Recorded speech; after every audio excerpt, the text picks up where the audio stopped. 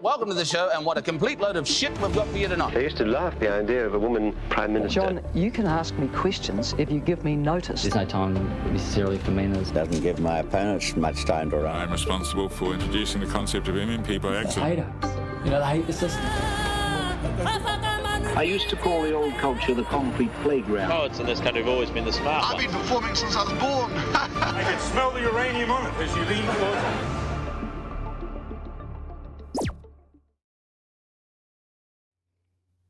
No mai hara mai e te whānau ki Aotearoa I tēnei pō, ko Magenta tōku ingoa. And core Detective Rogers tōku ingoa. What a... Nailed it. See, this is what happens when you go to Australia. You come back and you can't speak te reo Māori anymore. Fucking tōku ingoa. You know what I did notice when I was going out the airport, though? They had, which I can't confirm it, but what I presume was the local indigenous language on their welcome sign first. Oh. Before Wow. English. Don't tell our government. I mean, it's embarrassing when the Australians are being more progressive on their indigenous rights than we are. That's not a good thing. I wouldn't go that far. Well, I mean, just in that respect, at the very least. Wow. Not as a whole. I'm not yeah, saying I mean, well, yeah, especially because I was literally watching some videos this week from a woman who was talking about reasons why New Zealanders would hate living in Australia. And a lot of it's just because of the racism. Of like the fact that they don't have like the Aboriginal culture is not really a predominant culture that's just kind of like, you know, we obviously still have a far way to go, but like when we compare ourselves to Australia, we're fucking leagues ahead. Yeah. Bars in hell, but we're leagues ahead. But kia ora everyone. Good to see everyone here nice and early.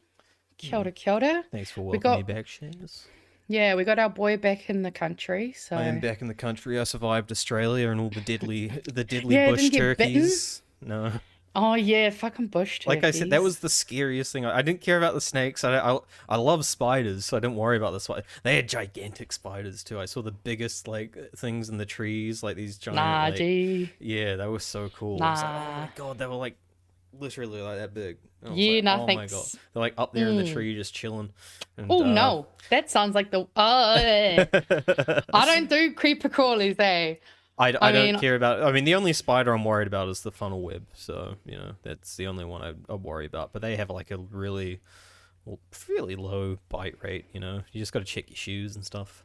And I'm not sure if they have them in the area I was. I was in the Sunshine Coast, Mooloolaba.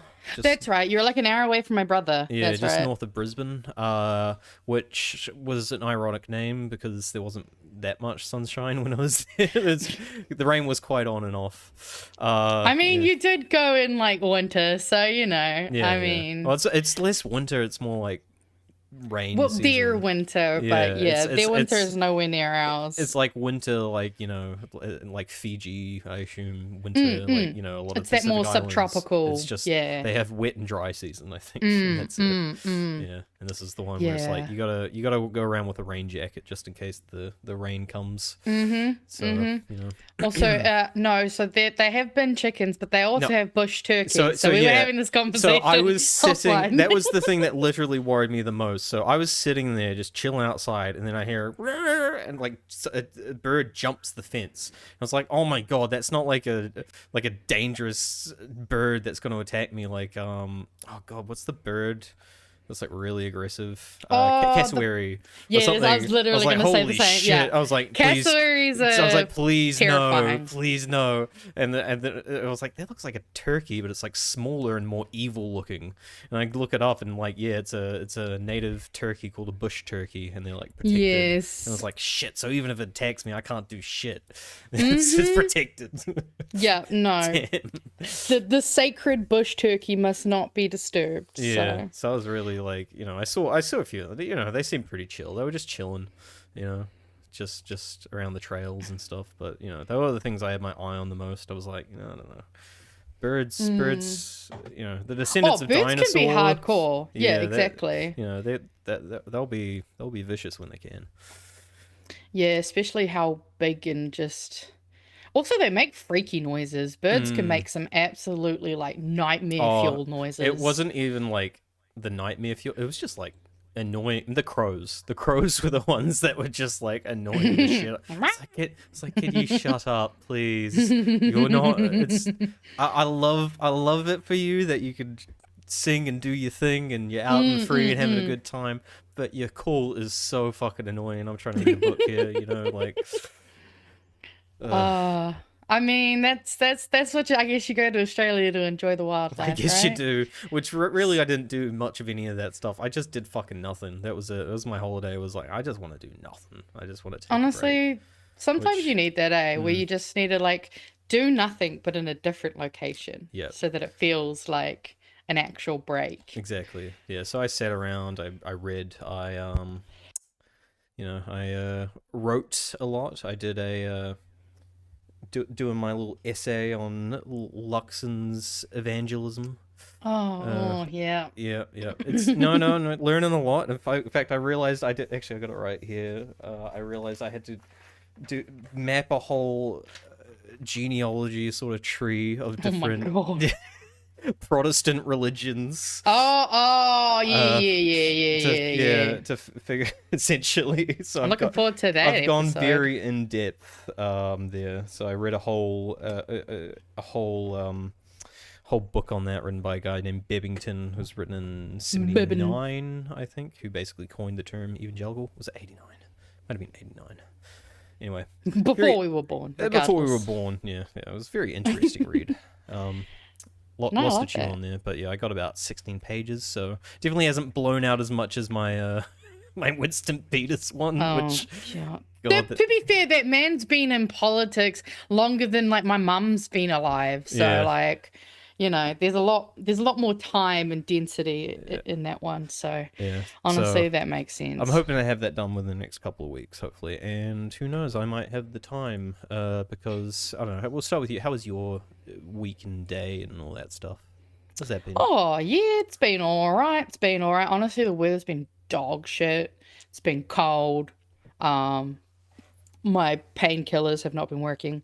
It's been all right. It's one of those weeks of, it could be better, could be worse. Did at least enjoy doing some gaming on the weekend. Haven't done a bit of that in a while. I just realized our Kick chat is on followers only. Oh shit, that's us.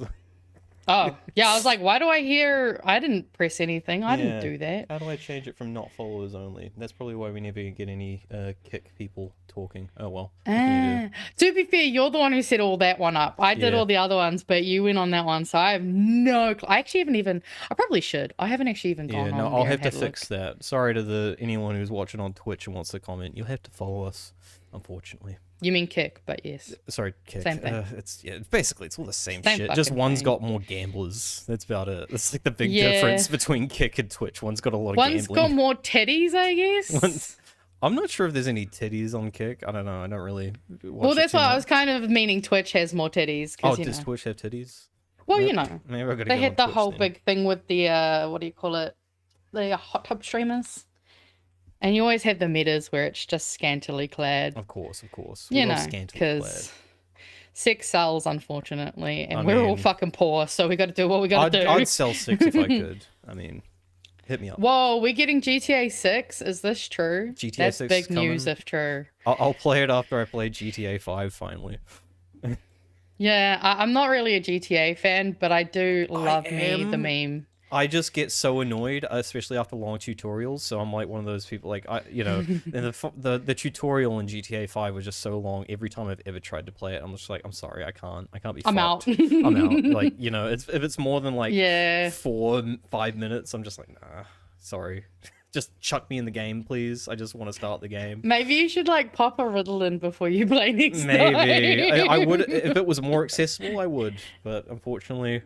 You need to go through some pretty hefty checks, I believe, before you can start getting some Ritalin, which is a shame. But yeah, and I definitely won't bring any leftovers I have up to Auckland with me next month. Anyway. I mean, what? Anyway, we should probably... Oh, I was going to vent about my day. Oh, yeah. Oh, yes. That's right. You hooked me through before we went live, so I'd forgotten already. Yeah, well, so you know how we're going through a restructure, right? Yes. Yeah, yes. Yeah, The and so fund they rejected restructure. all my initial proposals. It's like, oh my fucking god, you idiots! Like, we're not going to be able to run on one agent with this client. Like, it's just not going to work out. And so they came to the final decision today, and they're like, because I was like, they're not going to get rid of me for multiple fucking reasons, especially because my boss wants to keep me.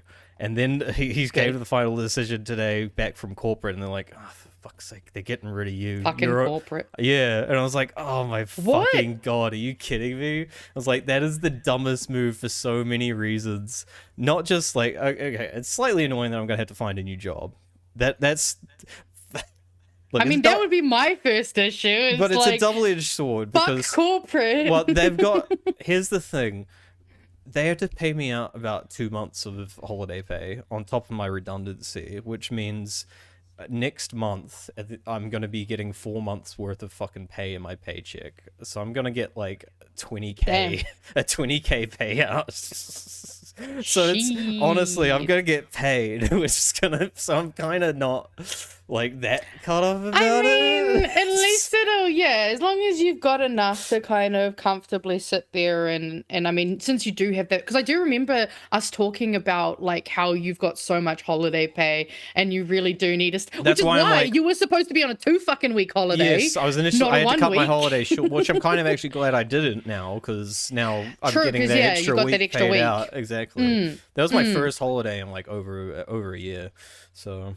Yeah. Exactly. But no, like, Which- because I'd been thinking about leaving the company for a while, and this is one of those companies that people have been leaving because they really don't value, good quality, long-term, dedicated workers. They just fuck them over. So a lot of people have been leaving and stuff. So I'd been sitting there for a while going like, I could either just keep milking this easy job and just sort of coast along, or maybe I should leave. So in hindsight, it's kind of a good thing, firstly that I didn't leave because I'm getting the payout, which is great. And it just sort of made the decision for me ultimately. So look, I'm not that cut. I'm really not that cut about it. The only issue is I need to find a job at some point, which is kind of annoying. But if I can secure one in the next month, that means I'm just going to get 4 months worth of pay and continue getting paid. So, if I could do that, and it's hey, great.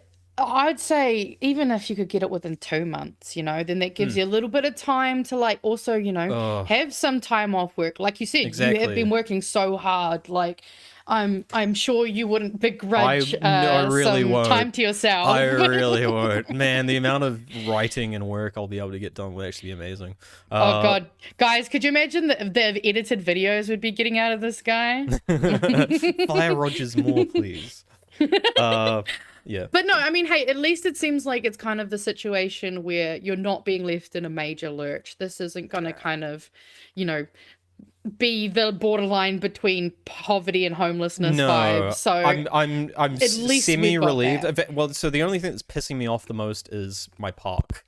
Because the office, like, down the road, that's where I park my car. that where you keep your car. Yeah, I've always so I'm wondered why you have a car, because I think it must be expensive as well, fuck. it's hard to justify a car I never use and buying, renting a park for it. So who knows? Maybe I'll even just wind up selling the car to get a bit of extra money there. I don't know. And they'll save me insurance payment on the car. Haven't waffed it yet either because I've been pushing that down the road. Oh, mate, car maintenance is so expensive. Yeah. And I mean, it also depends on the type of car you have, whether it might be worth just investing in an electric car maybe in the future when we have a government that might give you a subsidy to buy one. Well, they've sort of shut down that they plan to do that anytime soon. In a recent interview, I was actually keeping up to date. It's kind of with politics. Oh, was that week. Labour or Greens? Yeah, Labour, I think. Oh, of course, I was meaning It Greens. was on Q&A, I think Labour was sort of saying, we don't plan to bring that back. Yes. Was that the Tangi tequila? Yes, it was Tangi. Yes. I was wondering who it was. Yeah, no, we watched a bit of that because he wasn't bad in that interview, but he definitely could have been a bit stronger. But hey, yes, It is what it is, isn't it? Well, hey, I mean, under something that we'll be talking about soon, out of that 20k, you could possibly get the first 10k untaxed. Unfortunately, that won't happen by the time. I know. I did get my tax rebate as well too, so I got a few $100 back. Oh from shit, that. nice. So, they overtaxed me because for some reason they thought I was getting like over 70 grand or something. I was like, I'm not fucking off. I wish, man. I wish I was getting 70 plus. Yeah. yeah, that extra 10K would, be fucking great. And the one good thing about, because how long have you been with this company? Over 3 years at this point, I think. Yeah, well, like, because they say that you should, like, if you do quit your job and find a new one every about 2.5 years, you usually have a much higher pay scaling rate as well. Like, your ability to get more is a lot higher. Yeah, so, hey, who knows? I was fucking over it at this point. The only reason I kept doing it, it was easy and it made doing other things on the side easier. So look, we'll see what this means for everything going forward. Maybe we need to adjust the show time or things like that. Yeah, exactly. Who knows? We can figure it out. There might be some reshuffling going about, but I just hope it's cabinet more of a reshuffle. Yeah.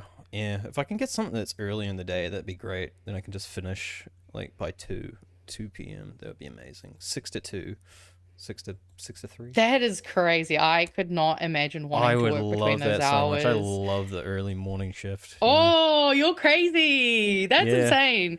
No, I love that for you though. I would love to be a morning person. Like, I would give anything to be a morning person, but I just cannot.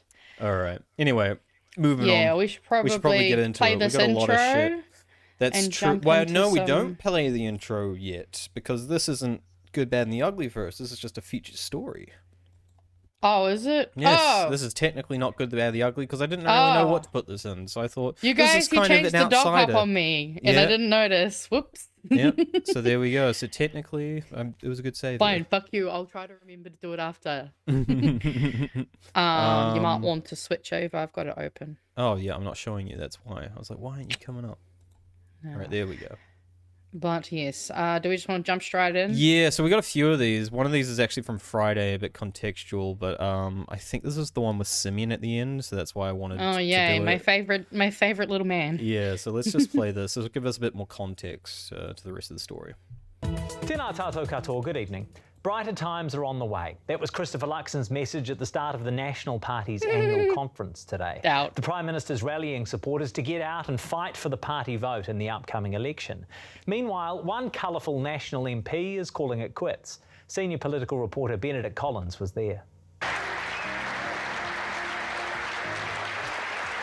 hello, how are we? It's like a church. Are these the paid actors that were allegedly at the protest? Because this feels fake. This actually does feel fake. Yeah. So staged. Holy shit! And everybody clapped. Thank you. Nationals leader inspirational today, music while acknowledging we've been doing it tough. We know the rain is that what's been happening? And we know the clouds eventually lift. The skies are starting to clear. The brighter days are ahead. The party hoping for brighter days too. We need to keep on the path that we're on, and that's going to be our key message going into this election. Yeah. What do you guys need to do when it comes to your polling? I mean, most polls have you sitting sort of around 30. Yeah, we've got work to do, and but we've got a big campaign ahead of us with policies that'll be rolled out, and we've got a lot of work. We've got a big army of volunteers that are going to be out there knocking on doors, talking to voters. Members here confident there's time to turn it around. I think come 7th of November, people put their heads on a little bit more than maybe what the polls say, and the polls are just polls. So. I love that copium. It's kind of close at the moment, though, eh? Why do you think that is? I just think it's winter time. Everyone's a bit down in the dumps a bit. It's been hard. Fuel prices and things have upset a few people, so that's why we're getting a bit behind. It's just wintertime blues. Tonight, very hopeful that National will get back in. It's just a matter of what happens internationally as well. This MP committed a few political missteps this term and resigned as a minister. Today confirming he's thrown in the towel. Andrew Bailey told me that it was no big deal and that he'd let National know a while ago that he wouldn't be seeking a seat on the list. He said, "My wife and I have decided to pursue a different path." See you later, It's fair bully. to say many here. Right? I mean, when I saw that, I was almost instantly going to send it to Em, since that was like, I think the first 2 episodes me and her did was like, that was one of the prominent stories. And I'm just like, ha, rip bozo. We're focused on a different battle, tonight's Super Rugby final. I feel dirty. So what's your prediction for tonight? Oh, it's going to be a tough game, but I'm hoping the Chiefs can pull out. Ha, the sucker. election, what's your prediction there? Well, similar vein. Obviously, the National Party's lined up with a lot of star talent. Hoping we can convert it and get over the line. To do that, they might need to do this. We must win the party vote. Because a strong party Too vote Tech National means a strong national-led government. A strong national. Oh, I guess this one Could didn't she sound have any more Simeon. frail? My bad. This wasn't the one with Simeon. It must be the other one. Oh no, this wasn't. Oh no. To be fair, we did get a feature, so I mean. Yeah, but I just love the whole like you need to vote for us, the party vote. It's like, well, give us a fucking reason. Mm-hmm. And as we're gonna see, they've tried to give a reason. They're running on this new obligatory KiwiSaver policy. Oh, their hot new thing, which is like, okay, great. As the policy goes. Don't hate it. I'm fine with it overall. It's a fine policy. It's a fine policy. But as I was saying to my dad, I was like, do they expect us to win people who are like suffering right now? Like the people who are literally like, I need more money right now. And it's like, oh yeah, let's take more money away from your paycheck. Yeah. Oh, but we'll complain if anyone wants to have tax the rich. But no, we'll make you put more aside. You guys need to think long term. Come on, guys. Mm-hmm. Mm-hmm. Tēnā tātou katoa, good evening. Making KiwiSaver compulsory for all workers and taxing the super rich, National and the Greens have released major election pledges ahead of November's vote. Christopher Luxon announcing all working Kiwis will be required to contribute to KiwiSaver or an equivalent retirement scheme from July 1st, 2028. Also upping a pledge from coalition partner New Zealand First by $500. National will give every newborn a $1,500 baby boost kickstart if elected from the middle of next year. I'm a baby. Meanwhile, the Greens today promising it'll tackle inequality and corporate greed. Boo. The party proposing a tax Who wants to tackle inequality? That's stupid. That's evil. That's selfish. Who's going to pay for all the tax cuts? Who's going to pay for that? I don't know. The same people who pay for the billionaires and the landlords to get their tax relief. You mean the company, the party that paid for tax cuts? Right. Below $10,000, while increasing tax for incomes of more than $160,000. It'll introduce a 2.5% tax on net assets above $10 million, excluding family homes. Senior political reporter. They want to tax the family home. Live in a moment for more reaction. First, his report. It's a lie. The amount of even though they literally there's such clear lines in the policy that says excluding family home and farm. This is a slippery slope, Mage. They want to come for your family home. Ah, yes, the family home that I don't own. Or what about the Māori land that was stolen from my family? Yeah. Kiwi Rob, keep up the all caps. I'm gonna fucking ban you, alright? You can fucking go whine on your own time. Right? Go jerk it in the shower like a normal person. From the National Party AGM in Lower Hutt. It may have been pick a rock star pick me. I'm all the caps. Pick but me. Christopher Luxon's pitch was a practical one. We're making tremendous progress, but our plan needs more time. We need 3 more years of National.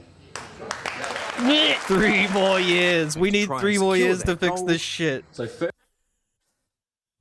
can you imagine how much? Actually, it's funny. We're gonna look at some graphs and stats on how well the government's doing. Actually, I'll have to put this further up the list. I realize this should probably follow some of this because we'll get to see how back on track they are. Oh. And this is big. We will make sure every New Zealander is saving for the future by making KiwiSaver compulsory for workers.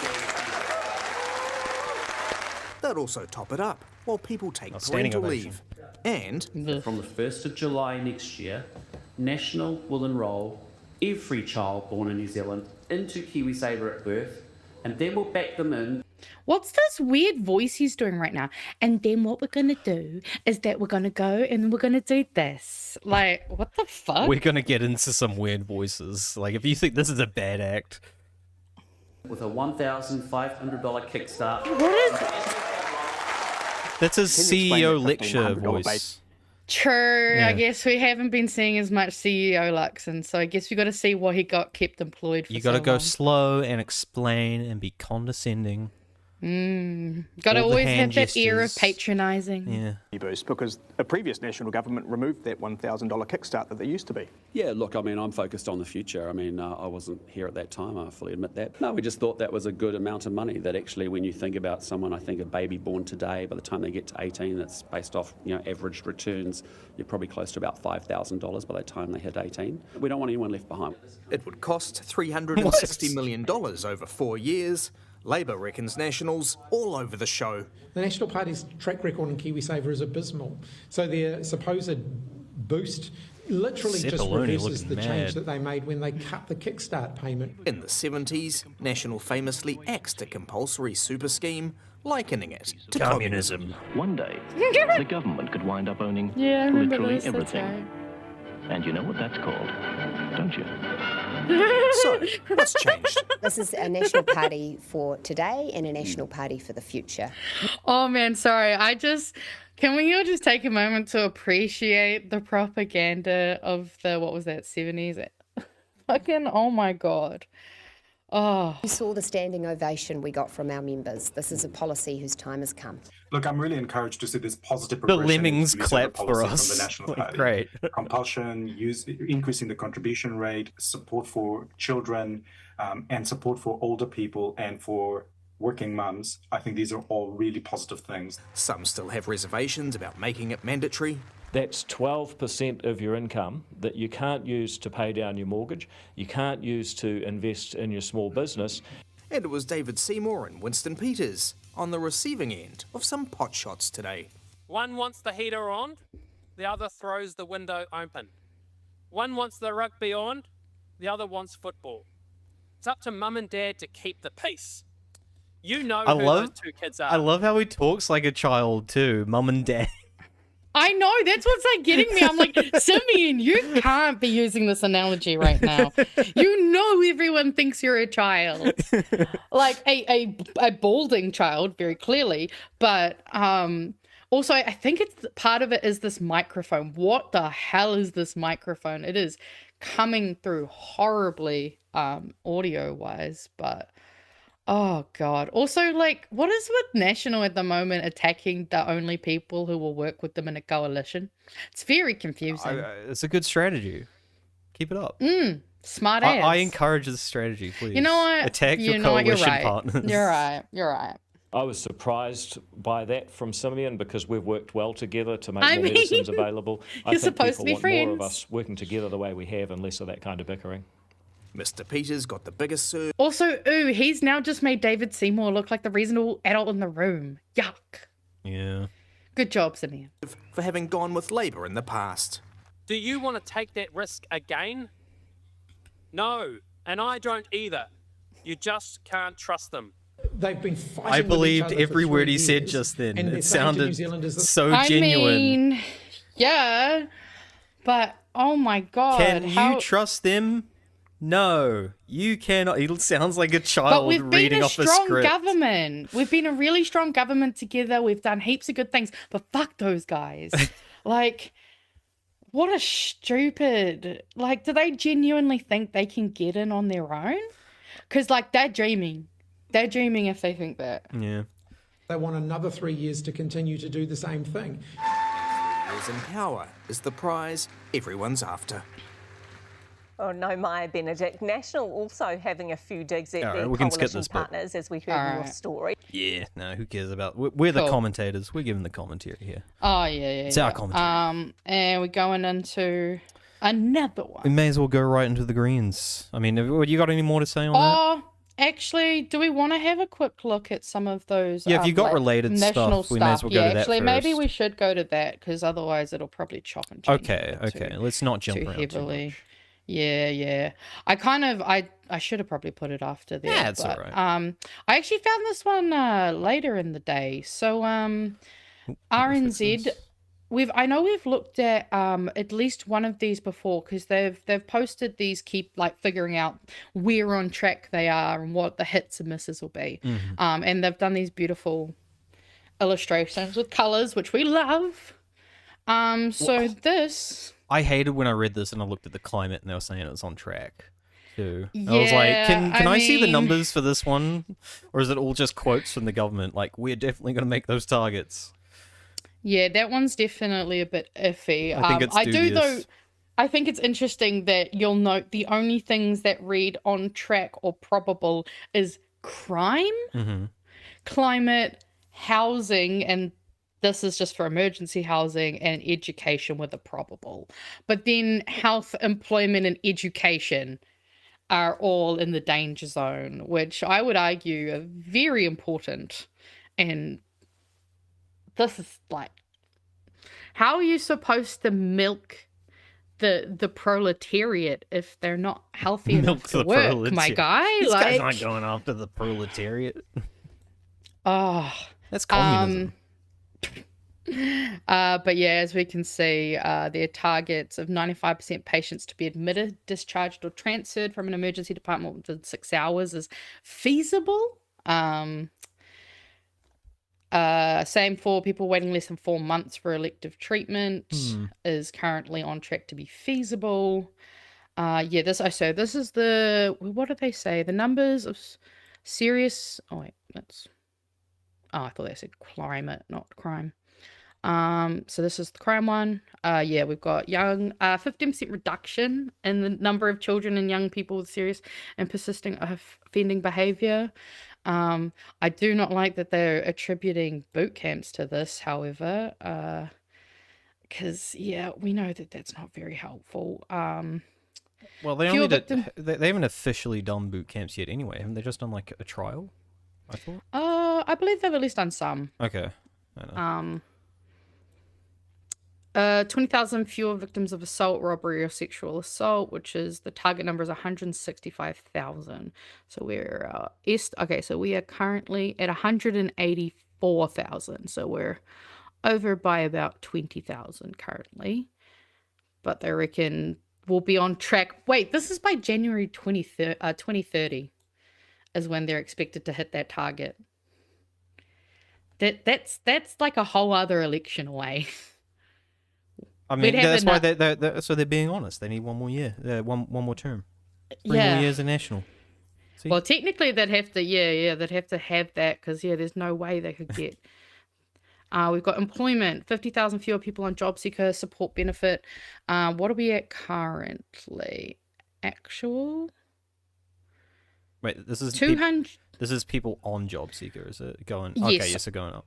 That's So we currently interesting. have 215,000 people with a target of 140,000.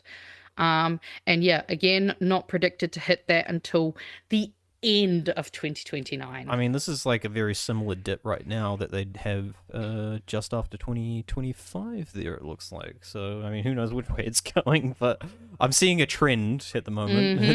It's kind of going up. So What'll also be interesting to see is, hopefully, I love this government that out was how it they've got like the changes. previous prediction line under there too. Like that's where it was supposed to go.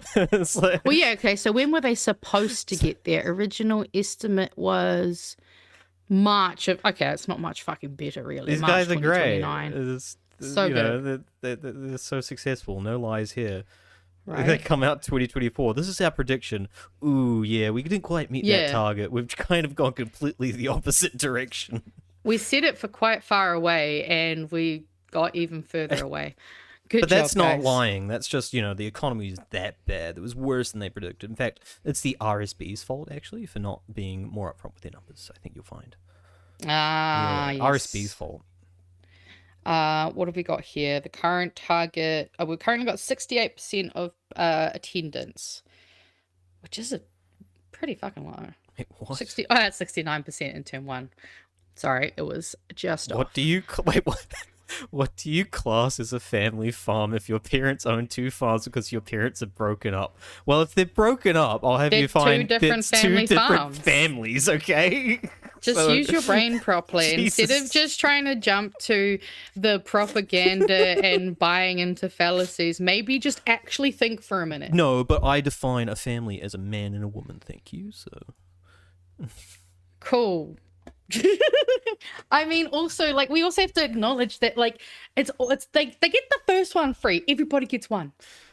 It's anything after that it's like, okay, well, You only need so much, and if you think that you can benefit off the system and not provide back to it, then you're just selfish, honestly. I love you, Kiwi Rob. Stick around. Yeah, but he loves you, Kiwi Rob. I really He wants you to do. stay around. I love you so much. But yeah, as we can see, it's not going super great. Housing. I love Oh everyone my else god. too. Oh god. Oh Jesus. No, this one's bad. So this is the historical, then the estimated, which is supposed to be around 3,000. It's all the way down below 1,000 here. That's Jeepers, who got to stick up your ass today? I lost my job terrible. and here I am telling you I love you. Jeepers, man. It's all right. No love. People who back National tend to have a lot of hate in their hearts. Don't generalize. I wouldn't do such a thing. There's plenty of love to go around. I think he'd suck all of it up into the void that is his soul. I mean, maybe he'll suck something. I don't know. Okay, here are our net emissions. To be no more than 290. I mean, to be fair, I think that was a lowered target again, much like their thing. But yeah, it's not looking great. And I mean, it's not looking great. That should be funny. That should be the campaign slogan. It's just funny watching them fail so hard and just the panicking that they're doing. Like, I don't know if you saw some of the press conferences while you're away, but fuck, man, Nicola was being real snooty. She was. Oh, I think you showed me last Monday some stuff actually. Oh yeah, I probably did show you some stuff, but there was some stuff we watched on Friday that was also pretty funny. She got real fucking defensive, very bitchy in scrutiny week, so that was pretty funny to watch. But I think we're just going to continue to see it because actually someone pointed out that she's. I think it was on the Collective last night, is the fact that with the numbers that they're polling at and the fact that Nicola's not going to be an electorate, running for an electorate, she's likely not going to get in next year.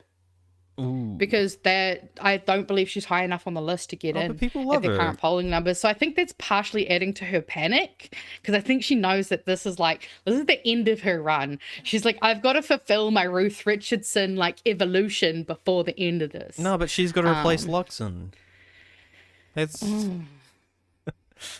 That's what no Hoodin's good pushing for. Oh, no, I just realized there's only one probably option I could see as being okay, and I hate this. Mark Mitchell would probably be the only good replacement in National, and I'm going to say that because he's the only one that seems to do any of his job. I mean, that's true, but they don't reward people who actually do their job. Well, that's why I said he'd be the good one to actually take over. He's one of the good I didn't say ones. they'd pick him. No. They'd pick someone who is terrible at their job. He's not that charismatic either. I find he's a bit. He's not. He's a bit of a wet blanket. He's very dry toast.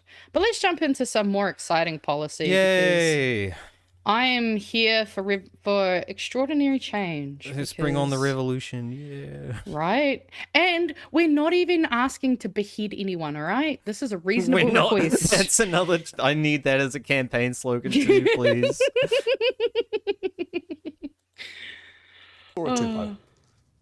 The Green Party setting the tone. Things kind of suck at the moment.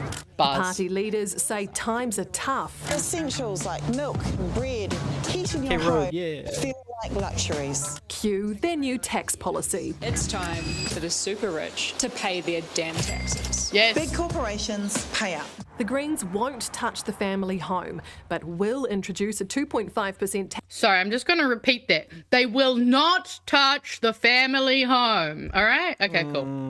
Tax on net Shut up. assets above $10 million. That could include a portfolio of properties, companies or shares.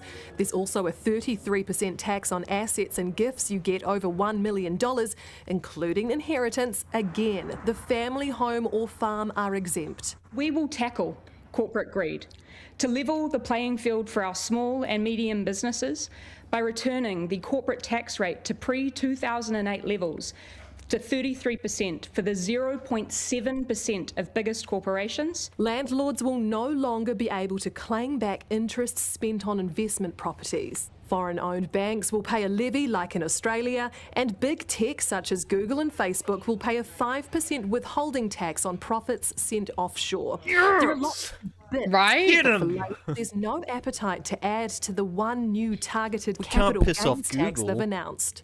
I know, right? I'm like, this is so far the only party that has the balls to stick up for the people. But what if Google and Facebook leave? Good. Fuck off. Like, if they can't contribute from something that they extract from, they are selfish and they can fuck right off. But very clear. Corporate welfare. We will not support a wealth tax. We will not support an inheritance tax. And it's a no from National. If you seriously think that wealth creators and wealth generators in this country are hanging around in New Zealand on the back of that policy, that's quite something. What are you going to do, Hipkins, when you need the Greens to get into government? I wonder.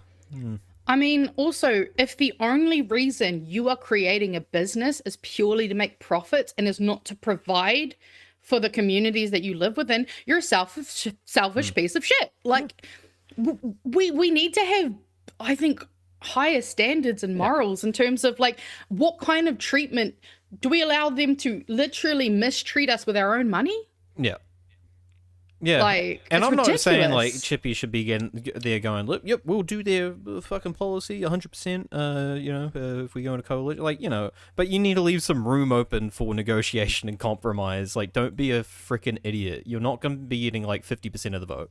Just be realistic. Let's not kid ourselves. Well, and that's the thing is, like, I thought we're supposed to be in an MMP environment. Yeah.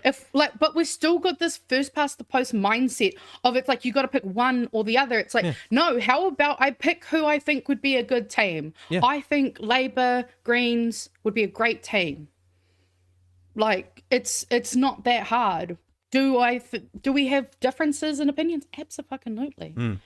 Do I hope that by contact theory we can slowly chip away at Labour? Also 100%, absolutely. Yeah. And it just baffles me that they pretend to be for Labour, but they don't want to tax wealth. So it's bizarre to me. It's bizarre. It's a bizarre tactic. It's the same with like every Labour party now, though. It's like, what have you become? Well, what that's the happened thing to you? is, like, they've kind of, I think mean, we know, but they've just lost their way, and I think. As much as Labour can be well-meaning, they're still kind of buying into certain narratives that I think are very unhelpful. It's even weirder if you've like heard him. Like, I've heard him talk before on like his favorite prime minister. He says is Michael Joseph Savage, which is like the guy who founded the Labour Party on its core principles of trying to make a better life for the workers in the country. Like, that doesn't like you seem more like you'd be up like sort of a Long E guy or something like that, or a Helen Clark person, not a Michael Joseph Savage. I mean, personally, I don't know too much about Michael Joseph Savage myself, but I expect he was much more progressive, probably, at least from a Labour workers' perspective. I should check that if he ever advocated for a wealth tax now. I'm curious. Yeah, I wouldn't be sure on that, but yeah, I definitely agree that, like, we also forget how progressive, because I was actually watching a video on it, more in a US context, but kind of talking about how while there are a lot of aspects of the past that do have a lot of themes of conservative energy, there was a lot of progressive thinking in terms of like providing for people. Essentially they went from fascism to communism, and then we're starting to go back to fascism again. Like, it's not like it hasn't been done before. But the Greens aren't wavering. We are putting out a policy that will benefit the majority. 96% of people. And you can tell she's actually really excited about the thought of something benefiting that many people. And you do not see that from this government. And I don't think you see it as much from some of the other parties, personally. People will pay the same or less income tax. 99.7% of the population will not pay the super rich tax. The Greens hoping voters will back their policy, even if the major parties don't. Laura Tupou, One News. OK, Benedict, the Greens having a bit of a scramble this morning announcing its tax policy. They sure did have a scramble this morning. They were forced to bring their announcement. Oh, cool. But just a quick sweet. Google search. Apparently, yeah, he ran on, you know, higher income tax brackets, and let's see, he was. I mean, Laura did say Savage would be a Green if he was still alive. At first glance, it's probably the case. He theorists like Henry George and Karl Marx. So. Holy! Oh, don't tell Luxon that. Don't tell Luxon that. Maybe they are communists. Mm-hmm. And I agree. We should be excited to have less homeless people on the street. We should be excited that this proposed tax policy is starting to fix inequality, because as we see in we should probably open up. Oh, did I even link the tax policy? I don't think I did. What an idiot. No, didn't you? I linked the website because I thought it'd be interesting to have a quick look at. But you'll see that obviously, because it does, you know, as they said, they've increased the tax for things above was it 160k, I believe. Mm-hmm. But they also have a awesome little graph chart thingy that tells you basically the differences in income at the different changes in weekly income. Here we are. How's that sitting on the page? Oh, cool. I can go in further. Didn't they lie about this? And then didn't they immediately take ownership and correct their That sounds mistake? like a lie to me. Instead, unlike people like Louise Upston or Nicola Willis, who just doubled down. Should we quickly go to that drama just before we get into this a bit? All right, yeah, let's just skip to that. Let's go to the because I want to get to the thing you must have Yeah. seen, my little point, which will go to this. Yes, and I'll What actually is a typo? Right. So we've got. So this was your little. So image. this was this morning, and I still had this loaded on my phone, thankfully. So I took a screenshot. Because when I It's saw still you up. sent me, okay, because It's still up. I double checked. I also screenshotted it as well, just to make sure. Because we see this. Greens changed tax policy costings after mistake put it out by 800 million. But as we saw this morning, RNZ said 400 million. So here they are going off over a simple typo on a graph or a sheet that was uploaded. Like, it's gonna happen. There's gotta be a fucking error. And here they are making a fucking financial error themselves out by 400 million. And that's the thing is, the document's got 12 pages in it, and there was one little error that they owned up and then they fixed immediately and put out a statement. But everyone will run with that title, and they'll give no credit to the fact that they actually owned a mistake and went, yep, whoops, here we go, here's the corrected thing. Yeah. Like, so I guess actual RNZ's grown-ups. lying now too. Thanks, RNZ. But yes, as we'll see here, so this is at your different brackets. As we can see here, the changes in weekly income for under 10k, that's an extra $20 a week.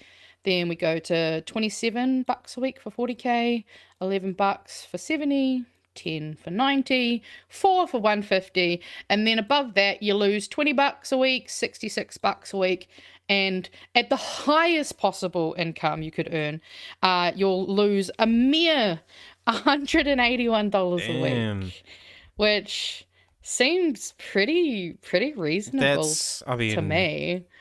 How am I gonna, lease out my Bentley? It's so I did the maths for me and my income tax bracket, or what was my income tax bracket, and I think I was saving like something around $400 a year or something like that, which is nice. It's not like amazing, but it's better. It's better than, remember, what was it, like tax refund day or something that National was doing, and people were all excited, and some people got like $20 or something like that, and it's like great. Well, and to put some of this also into extra context, I think as well, which is important, is that, so if we look at this 300,000 gross annual income and changes in weekly income minus 181 a week, at that pay, you're already bringing home $3,861 per week. That'll only, you're only going down to 3,700 and some change. I mean, Like they might leave the country though. Good. If that's enough to make them leave, so be it. Because what happens if everywhere does this? There's nowhere to fucking go. Even though that's a fallacy to begin with. It is a fallacy. It is a fallacy, but we'll also see in some of our news later on actually no, or did I leave that? I might have put that in last week's. So, there's a new tracker that someone's built online that actually tracks the wealthy super millionaires and billionaires and actually tracks where they go. So it will alert people if capital flight begins to happen. Okay. So if it happens, someone's tracking it. There's actually a famous study by a guy named Young, like it's Chris something, I think. Chris Young, something like that. It's always a Chris. Yeah. Let me just check. Chris Stobel. That's why I don't remember it. I don't know what language of origin that is. Chris Stobel. Mm-hmm. Chris Stobel Young. So he did a study called... I don't remember. Anyway, the study essentially was done like within the United States, where it's much easier to travel because you can just travel between states, and it wasn't doing like international. It was just doing between states based on different state taxes, changes in income. So he found that 2.4%, less than 2.4% of general population actually migrate in terms of like when when you change these taxes. But he found that percentage, and then he found on top of that it was 0.3% of millionaires specifically. So that was like it was like 2 something percent of that 2.4% population. It was like 0.3% of millionaires actually move. I think I'm getting those. Let me double check those figures. Well, and there was also another number though that the Greens also put out, and that was that so the likes of Nick Mowbray will pay $9 tax out of every $100. A teacher will pay $22 out of every $100. Why is that acceptable? Here we are. The book is The Myth of Millionaire Tax Flight. That's the one. Oh, nice. And so the annual migration rate for millionaires is 2.4% compared to 2.9% of the general population. Of that 2.4%, only around 15% do so for tax reasons, which is about 0.3%. So there you go. So it's nothing. It's nothing. Also, I think an important thing to highlight is that they're noting here, return the corporate tax rate to 33%, which means it had been at one point. It was just the lobbyists over time made that number come down because they had been giving them these pieces of paper that just conveniently get lost. Yep. So, like, again, this is something we've seen historically work. I love the bank levy. Yeah. On top of that, good. for people who said that, like I said, that's the United States. You could literally just live in another state, but have your business registered in another state. I don't remember what state it is, somewhere on like the East Coast, which is known as like the tax haven state, where there's like this one address that has like something crazy, like 6,000 businesses registered to this one address, because it's just there as like a tax thing. Like all these people sign up to this address, and there's like nothing there, because they just avoid tax that way. But even with all that ease, that's what you get. 0.3% of the fucking population move around based on those just to avoid tax that way. So it's Also, look at how much revenue just the super rich tax just in 1 year alone. 3.7 billion. Would it be billions? And also I love that they have made this little website here. So I had a little play around on it earlier, and it's find out what the Greens party tax on the super rich means for you. We'll say yes, right? We'll pretend I'm not poor, because I did it obviously for myself, and it very quick. I'll show you. It just goes, you go no, and then it goes cool. Okay. You don't got to pay anything. Let's retake it. Try again. And then we can go here and then go yes. And then I think the numbers I put in here is there we go. I put 800,000, and then I put 700,000 owing. And then what did I put for valuable assets? I just put 50,000 because it says it needs to be in chunks of 50,000. So I was like, fuck it, we'll do one chunk. And I didn't put down any other loans because why not? Nothing. Crazy. We can. I don't know what. I probably should have tested how high you have to get for it to even give you something. Let's say we own property of 1.2. No. $12 million. No, that's home. too many. There we go. 1.2. Yeah. That's a pretty decent home. 1 point. That's a nice family house you can live in. Yeah, one family home. Let's say we've got 1 million and 1.2. Let's just do all of them 1.2. Okay. What is that? We'll see what. Yeah. Okay. So you got a full mortgage basically on your house, is sort of what this is assuming. And then you're a baller and you wanted to loan out some other bullshit. Okay. Cool. Oh, cool. Fucking hell, you don't even have to pay anything at that high. I don't know. guess, this might to all be fair- lying. Like this might be green lies. Oh yes, of course, because Yeah. they were definitely. I guess let's do 10. They lied once already. 10 million. Let's do 10 million. Because I think 10 million is one of the thresholds for where things start coming 10 in. million So and 10,000 that must be 10,000 where debt. it starts. Nah, 10 million on everything. Fuck Oh, it. you did 10,000 debt. Oh, that's too many. Oh, I see. I'm not good at the zeros, eh? No, I never I mean, have been. I think I don't know why. I think it'd be interesting to check what would happen if they didn't like owe so much debt. So I think put the debt down a bit. Make it like a Okay, million, debt down. a million debt or something. All right. Let's live check this one. Oh. So even if you're not like fully, you've got $1 million debt to your $10 million asset, and still. I think we yeah. can stop there. We get it. That's why I just wanted to 10 You need 10 a shit million it. ton. You need a shit. You need so no, much. because 10 million. No, that's your debt. So 10 million's worse because you have. Yeah, 10 no, million that's why I debt. want to make it worse. No, I 10 just want to see if it. No, 10 million's like better overall in terms of. Oh, true. I Like guess if you have go lower zero. debt. Oh, it goes zero debt. Okay. There we go.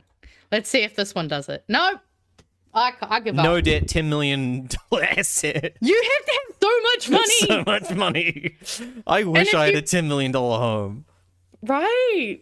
Like, this is what I'm saying, is it's such a practical, like, it would make so much positive change. I don't believe it, versus Magenta. This is all too whatever good to be true. little- This is green lies. Yes, Green it's not myth. the propaganda we've been fed by the capitalists for hundreds of Exactly. years. It's definitely not the Atlas fucking network. Oh man, we better hurry up and start getting through some of these. Yeah, though. we I better realise keep we're- going. We might as well jump into our neck. We'll do your bumper.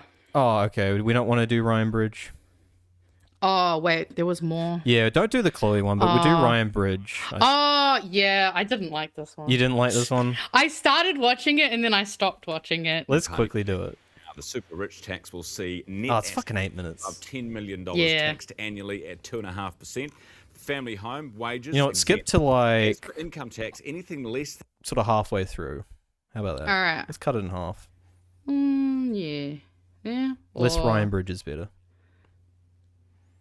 Yeah, let's go here then. Extra revenue from our policy. Okay, and how many children? So you said 1 in 7 in poverty at the moment. How many children in poverty after you've done this? We'll announce our further election policies down the line. But what we wanted to be really clear about... That was so bad. This is Like he's getting all up in a tism because she doesn't know the number of children that wouldn't be impoverished after they start doing these taxes, which is like the dumbest question to ask. It's like the children aren't going to be suddenly out of poverty once. Yeah, it's not going to be snap bang No. 100 like straight away. Much like, you know, by now we would expect to see the positive results of the national government. Yeah, Do we see any? exactly. No. Well, things have gone worse. $32 billion. Exactly. And you Labour's can't fault. even say, what is it? Is it 1 in 10 children in poverty? 1 in 20? Well, let No me- children in poverty? Let me talk about this. There is no I love how Ryan Bridges is pretending he gives a shit about child poverty. This guy doesn't care. reason that any child or family in this beautiful country of ours should ever go without kai, without housing, without a good education, without a proper health care. And those are the critical services that our policy will help to fund, which have been starved for successive governments. Successive governments have allowed the super rich to continue to build and hold assets and wealth. Those are untapped resources that I think people can see. It's not fair, it's just not right when our nurses, our tradies are paying effectively twice as much as the super rich on their assets. Let's talk about those assets, because you're talking about... Why does he not care about tradies? Does he not support the trades? You know? Building is foundational in this country. We're going to be building our houses and our infrastructure. Yeah. Sorry, magnetic Tuatara. That's right. I shouldn't have said that. That was a bit mean. That was insensitive of me. Old edginess coming out of me. I hated the beginning of this because I hated how he tried to be like, oh, are you greedy? It's like, no, we're accusing other people of being greedy. Don't be fucking stupid. And he knows that. But again, I agree. Boo, bring back Nadine. Honestly, I feel like we were given such a good time with her. I've even seen actually I saw an article on Facebook coming out about how much they like Nadine. They posted actually I think a BHN clip. It was funny. But yeah, I hate this Atlas Network twat. That's all I can think of him as. That's all he does is just but David Seymour said this. About people like Nick Mowbray, who you mentioned in your document, which I've had a read of. Also, Graham Hart, another very rich man, rich New Zealander. Where are most of their assets held, do you know? Our policy will include not the family home. So it doesn't include the family home. Yeah, but these really super rich guys that you're talking about. So it includes property investors where homes are being used. And we just saw the numbers on how rich you have to be to actually get taxed. Just wanted to really underline that. No, we didn't, because we didn't find out how rich you had to be. Actually, yeah, I'll probably have to go play around with it on the side and figure out if I can find where the numbers make us All we figured out is how taxed. rich you can be and still not get taxed. Mm-hmm. To build wealth instead of a place for family to live in and put their roots down in. Yeah, but these boats, rich guys, Graham Hart. Extra homes, how do you know? yachts, helicopters. Yeah, okay, so how do you value companies which aren't listed on the stock exchange on a random given day every year? And how do you know where they are and what they are? And how do you stop that rich person from buggering off and being a tax resident of somewhere that's a little more friendly? These are stupid fucking questions. Why are we wasting bandwidth and life on these questions? So we skipped over earlier. So the first half was literally him trying to call her a hypocrite because she earns like, what, $200K a year? And she's she's advocating for this policy. And she's like, because she wants to be taxed more. Yeah. He's like, aren't you greedy if you're calling the super rich greedy? Did you read the fucking comments on the stupid video? Fuck no, I didn't read the comments on the NZ Herald. So bad. Of course they are. I think this one that cracked, where's the one that cracked me up? If you're so worried, Marama, why don't you donate your income to children who are in poverty? As if she doesn't already donate to charities and do a lot of work with impoverished people. I mean, you can see where a lot of her income's gone in the Green Party's donations, I believe. Yeah, if you actually look at a lot of it, like Francisco Hernandez, holy shit, he put like 40K down. Like, and he's an MP. Like, I just find it funny the way they have to clutch at straws to try and make the Green Party seem like bad people. Isn't that funneling money from the state into your own party? Isn't that what he's doing, Magenta? No, because she'd be giving away more of her money under this tax policy. That's, no. Like, they want less money so that everyone else can we have can more. guilt her for earning 200K, but when you ask Luxon about pausing the pay rise, he's allowed to say, actually, that's the thing that I'm not supposed to get involved in. I'm supposed to be impartial. That's my excuse. Yeah, yet, like, they already have the ability to change so many laws and things that monetarily benefit them. But this is where he draws the line on talking about setting remuneration rates. Like, what a fucking idiot. Also, let us remember that teachers used to be paid the same as politicians. So, you know, we could go back to that. A few things in there. So, firstly, we know that the super rich, because they value everything they own, they are most likely valued whether it's insurance, whether it's traded. So that is less of a problem. There is something else in there about, I think you're referring to tax flight.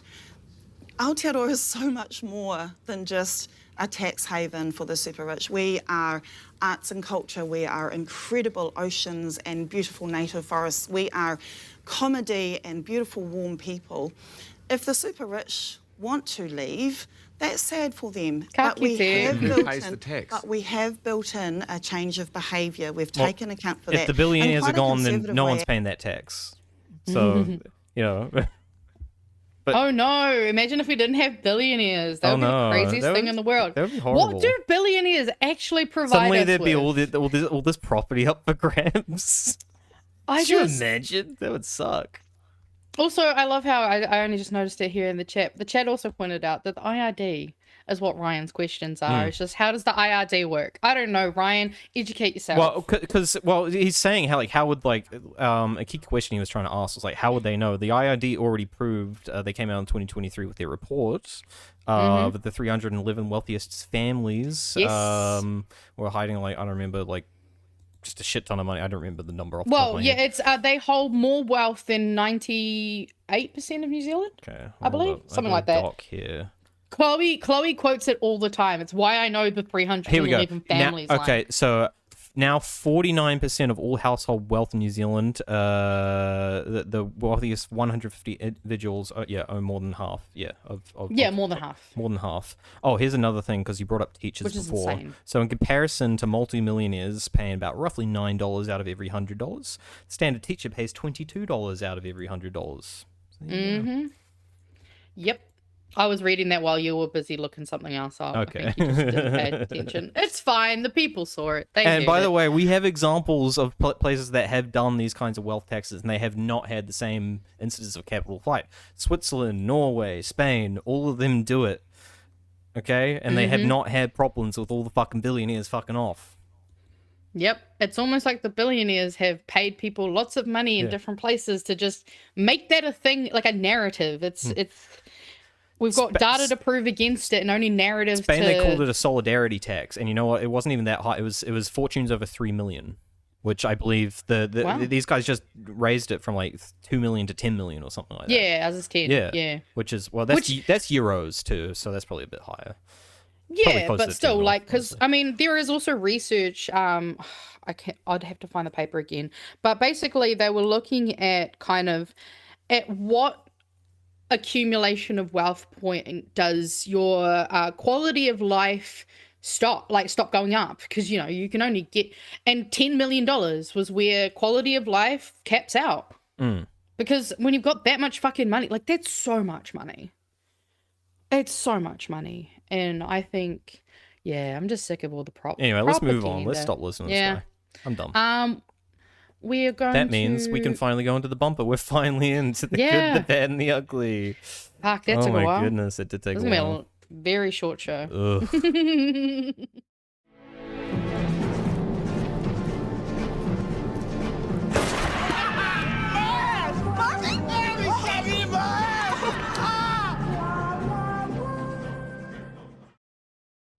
And that's how I felt most of the week. They shot me in the ass.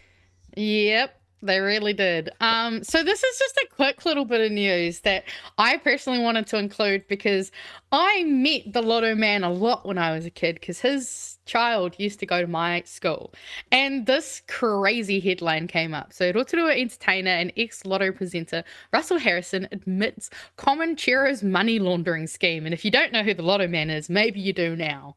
No, you don't? Did you not watch Lotto? Hell no. My grandparents fucking every Saturday had to watch the Lotto. So I grew up watching this man.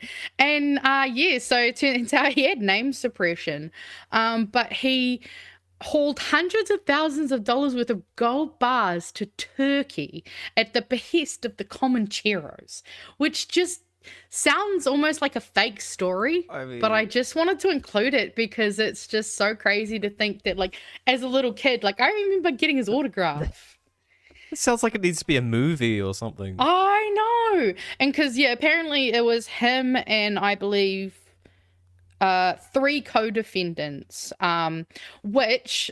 And I'm going to go into a quick little side conspiracy tangent. I looked up, because I was curious. They had the names of his co-conspirators here. And obviously I'm from Aotearoa, so I was like, I wonder if I know them by face, because I'm not good with names. It turns out that this first man listed here, who pleaded guilty to laundering $1 million, He died a couple years ago after falling into a geothermal pool, which when you see a Comancheros gang thing and then the guy died from falling in a geothermal pool, I think we can all see where my brain went to, and I just had to express that because it's crazy. What the hell? You know what? They need to make this like one of those cereal lotto ads, you know? Where they do the series of lotto ads about winning, and it's this guy going through Turkey with a gold bars. Yeah, like how they did the fucking dog They one. did the dog one. Yeah. Oh, man. Yeah, I just thought that was some crazy random bit of small local news to Rotorua that I just had to share because I'm laughing it was at a crazy. man dying in a hot pool. No, but it was crazy because I was like, crazy. I was on the phone with Aiden at the time and I was like, bro, did we just uncover a murder? And it felt like one of those true crime moments where you're like, wait a minute. You said you said conspiracy. So or I guess Yeah, hot I take guess it's early. a hot take. A mini No, hot because I got a take. hot take. I got a hot take. Oh, yeah? Wow, Oh, that's yeah? hot. That's hot. We're not doing the actual show. So because last Thursday I think it was, Paul was on BHN. And it was towards the end of the show, so that good. they were talking about Atlas, and him and Ems were both in sort of agreement. Like we gotta start pushing for not defining Atlas as a conspiracy. And I was like, no, it's a conspiracy. 100%. Like, conspiracy doesn't mean fake. That's not the definition of a conspiracy or a conspiracy theory. There are real conspiracies and conspiracy theories. You know, Guy Fawkes was a conspiracy, for example. What, to conspire is to plan. Yeah. But I think that's the thing, is that conspiracy theory, that's why I think we should call them conspiracy hypothesis. Okay. I feel like that's a slightly different term that we can kind of... No, because that goes to a definition issue as well. Hypothesis is actually lower than theory in terms of validity. Theory's higher. Funnily enough, though, not in the common mind, I think. I know, but that's not my fault. I agree, but we're autistic, so we need to think about normal people. No. It's brain psychology, bro. You gotta trick people with words. No. If the right can do it, we should start doing it. I don't see anyone bitching about the theory of gravity being like, it's not real. No, to be fair, actually, I was loving. Did you watch The Collective? Because they also did some. I started watching a bit. They did his full Atlas. Well, not the full, but they did most of his Atlas coverage. Yeah, I'm about halfway through, but I found out I was getting fired, so you know. Oh my god! So you found out on Sunday night? No, I found out this morning. Well, no, sorry, this afternoon. This morning. I found out maybe an hour and a half before we went live.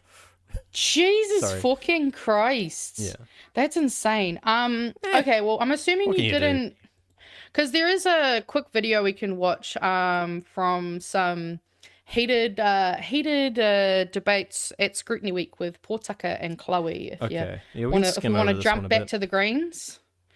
This one's mostly just hilarious because of the fact that they call him a liar, and I love the fact that they call him a liar. I think it doesn't really matter if we listen to the beginning part. Amendment bill, which would look to make it easier to dispose of around 60% of our current green lies, including large swathes of Aotearoa, Great Barrier Island, smack bang in Te Kapamoana. You know what's kind of funny? Auckland. The map they showed looked exactly like that national 70s national propaganda ad they showed. The whole map was red. Oh my god, you are kind of right though. Maybe that was their projecting. They're like, don't worry, we'll scare you guys off of these red maps, but before they can get to you. Central. I asked our Minister of Conservation about this in Scrutiny Week, and it was cooked. So this is Aotearoa, Great Barrier Island and Little Barrier, my constituency of Auckland Central. Can I just ask you firstly if the map that has been produced by Forest and Bird, which includes these spaces, the red spaces being those which may potentially be available for sell-off, the red being the enablement of economic development, is this a factual and accurate representation of the bill that you presented to Parliament? Well, I'm not in the emails and workspace of Forest and Bird. Others in this room might be, but I'm not. So I can't represent what Forest and Bird has to say or what maps they put together. I'm not asking what you view. I'm asking if you disagree and on what basis you disagree with the maps that represent the intention of the bill as you introduced to Parliament. Is this a fair and accurate representation or not? No, I haven't gone through all the Forest and Bird maps. You might have, or you might have helped put them together, but I haven't. She's got the map in front of you. Does this echo your understanding of what it is that you introduced to Parliament or not? I haven't spent a lot of time looking at what happens in your electorate. Oh my god, fuck it, this is so painful every time. Like, also, this just sounds like a boyfriend who's getting accused of cheating when she's got the fucking text in front of him. He's like, I don't know what you're fucking talking about. I don't know what you're up to. Define cheating. Right? Islands, Chloe, but what I do know is that I've been absolutely supportive of predator-free initiatives, and a couple of weeks ago we actually announced $10 million in Auckland Central and out in the Whangaparā and the islands to help support the biodiversity that you trumpet. Are you telling me, Minister, that you don't know the impact on Aotearoa Great Barrier and Little Barrier from the Conservation Amendment Bill that you introduced? No, what I'm not prepared to do is necessarily accept the map that you're giving me from Forest and Bird. So what do you dispute? No, we've put together a Conservation Amendment Bill, Madam Chair.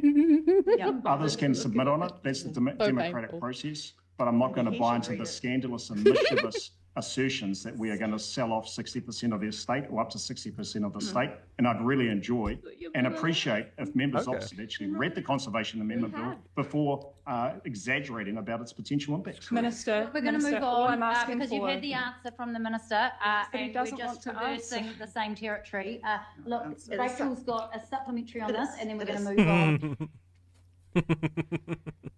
By now, I hope you've heard about the fact that Christopher Luxon's War on Nature is... But yeah, so there was also, I don't think that had, there was just, I love the fact that they just called him a liar. It's so refreshing. It's so refreshing. And I just, yeah, love to see it because it's pretty cooked. Hey, it's Rajan. Yeah, Rajan's pretty cooked. What? It's right in the comments. Oh, Rajan on the comments. I was like, wait, where is Rajan? I didn't see them in the chat. Yeah. But yeah, that's the fun little drama they had there with old Tama Potaka. I don't know what I was about to call him. But so our next one that I wanted to quickly go into is so you know how there's been a bit of news more recently about One Nation. Well, we got some. Actually, I didn't know because I've been in Australia, but funnily enough, I didn't see a single thing about One Nation. Oh, I love that for you. Yeah. Obviously, they had the last time I think we talked about them, they had risen in the polls. But also we know that those polls are often run by Atlas think tanks, so take that with a grain of salt. But this was an interesting video that I saw today about some of what they got up to over the weekend, I believe.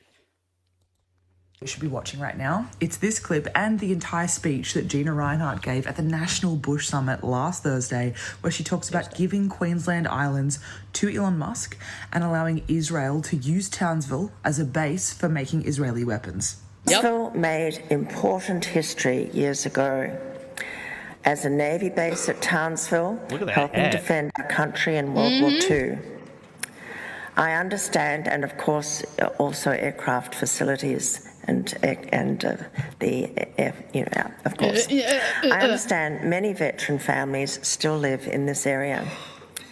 That important culture, very important culture, could flourish again if we also offered free land, be that near Prairie if suitable or elsewhere near towns. What culture is she talking about? Or like the Israelis? Is that the culture she means?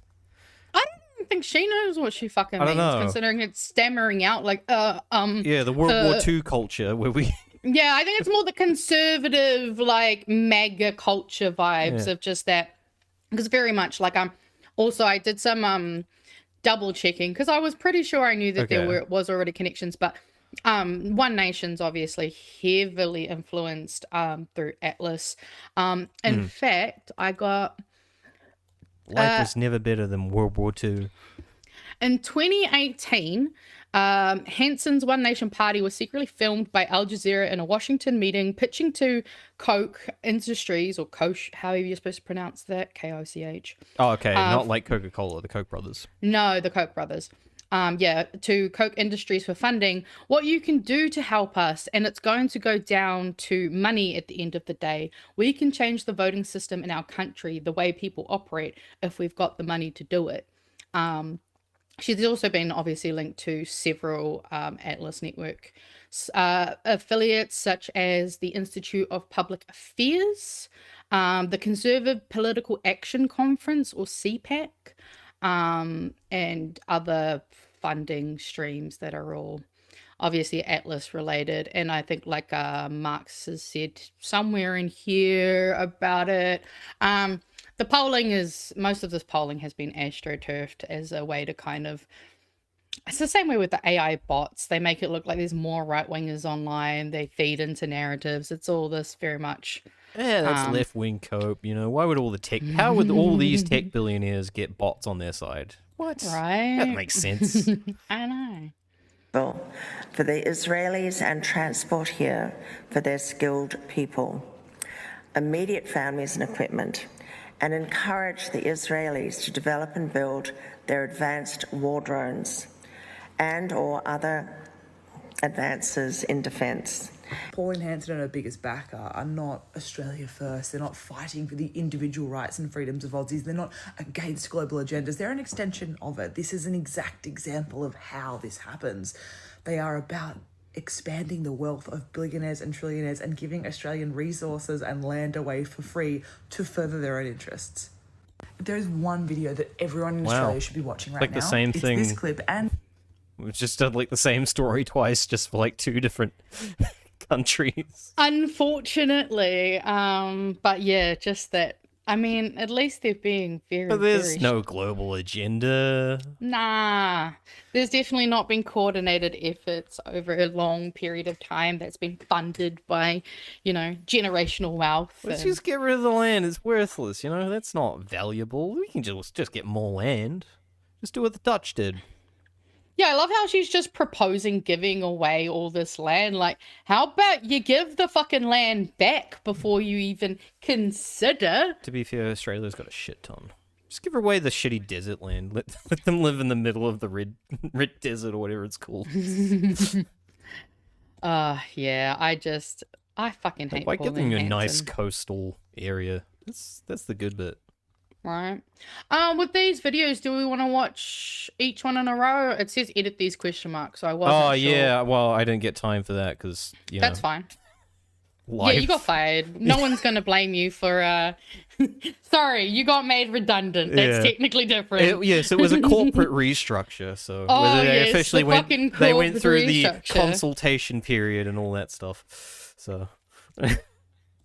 Consult these and nuts. like, we appreciate all the feedback you gave, but we're going to consider none of it. Thank you very much. It's like, okay. What are they, this government? Yeah, well, yeah.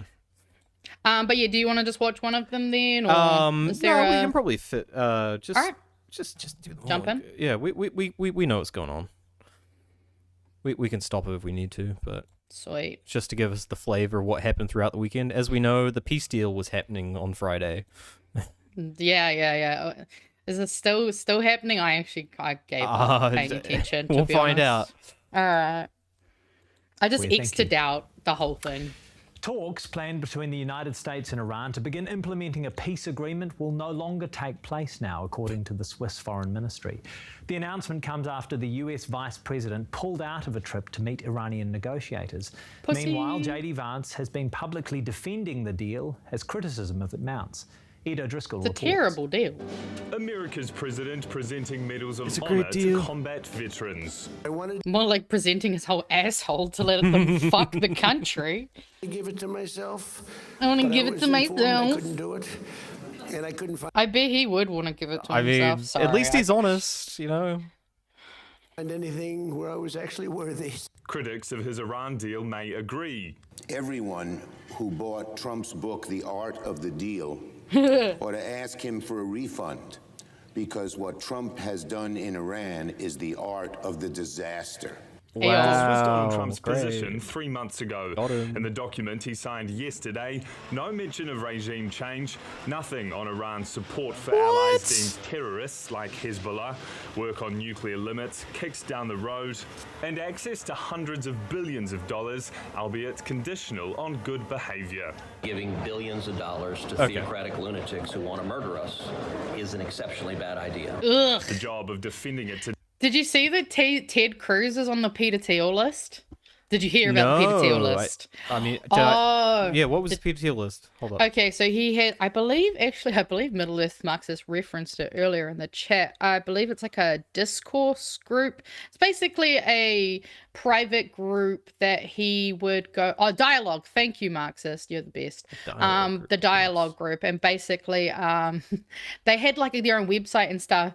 And a hacker went onto the website and essentially found that just by going into the fucking code of the website, you could find the entire list of members. It included some Democrats, a lot of Republicans. Ted Cruz was on that list. And yes, that's been the Peter Thiel files. I also like this one comment I saw that was like, I bet you the Peter Thiel files and the Epstein files are almost a full circle. And I agree. This is the level of security with their own fucking shit. Like, I imagine, know. like that's why we don't want like these data checks for this fucking child safety online bullshit. That was something when I went over to Australia too. Couldn't get on Grindr there. Fucking, it's like, yeah, you need an ID. I'm like, fuck no, I'm not giving you my ID. off. The amount of data leaks Grindr has, hell no. Yeah, ooh, I would not give Grindr my data. Hell no, that's the end. That's the end of fun for me. You might as well give your data to 4chan at that point. Just dox yourself, exactly. put your own fucking credit card online, you'll be right. I just, nah, that's fucked. Yeah, not for me. We can probably skip the rest of this one. We get the gist of it. I'm happy with that. Wasn't going well. Now we're just, this was on Saturday, I think. There was a little protest clash. Oh yes, did they label them terrorists or something? They usually do. Kinda. We'll see. Well, if it plays. Can you push play, sir? There you go. Oh, they love each Police other. have intervened to keep rival demonstrators apart in downtown Auckland. On one side, a group of anti-war activists. On the other, local Iranians, arguing this week's peace agreement will only serve to keep a brutal regime in power. The standoff came as a ceasefire in Lebanon, crucial to the success of lasting peace, remains on a knife edge. Simon Mercier reports. The photos behind him are of Iranians killed in January's uprising in Tehran. 45,000 people killed by IRGC. Today, these local Iranians waved Israeli flags, continuing to support Israel for joining America in attacking the regime. But that put them at odds with these activists, who denounce Israel over the conflict in Gaza. After police kept the groups apart, around 500 activists marched down Queen Street. Nice. Many local Iranians celebrated when America and Israel first attacked Iran, hoping it signaled the end of the regime. They say this week's memorandum failed to make that happen. We love no peace deal, yay! The very regime Fuck that peace. was responsible for killing over 40,000 innocent Iranian protesters in January. But our journey toward freedom and democracy for Iran did not start with this war, and it will not end by this deal. We will continue to fight. Overnight, fighting continued in southern Lebanon between Israeli forces and Hezbollah, the group backed by Iran. 47 Lebanese were reported killed, as well as several Israeli soldiers. Later, Israel agreed to a ceasefire, a key part of peace talks. But after previous ceasefires failed, locals are doubtful this one will succeed. There was supposed to be a ceasefire, and many people had returned to their homes. How many times have we heard this? This contributed to the increase in the number of casualties. Anyway, yep. In the Strait of Hormuz. Yep, we get it. Yeah, well, it's just like, I don't disagree with their like, you know, and that's the whole thing. Like, we don't disagree with their hate of the fucking regime there. It sucks that like it's horrible that they've cracked down and fucking killed people and shit and put people in political prisons and shit like that. It doesn't help that you fucking bomb, you know, school children and stuff to do it. It's, you know, well, that's the thing, yeah. Like they're purposely causing things they know are only going to escalate the issue and make an already complicated, like, you know, all of these things are so complicated when you really get into the actual details of them.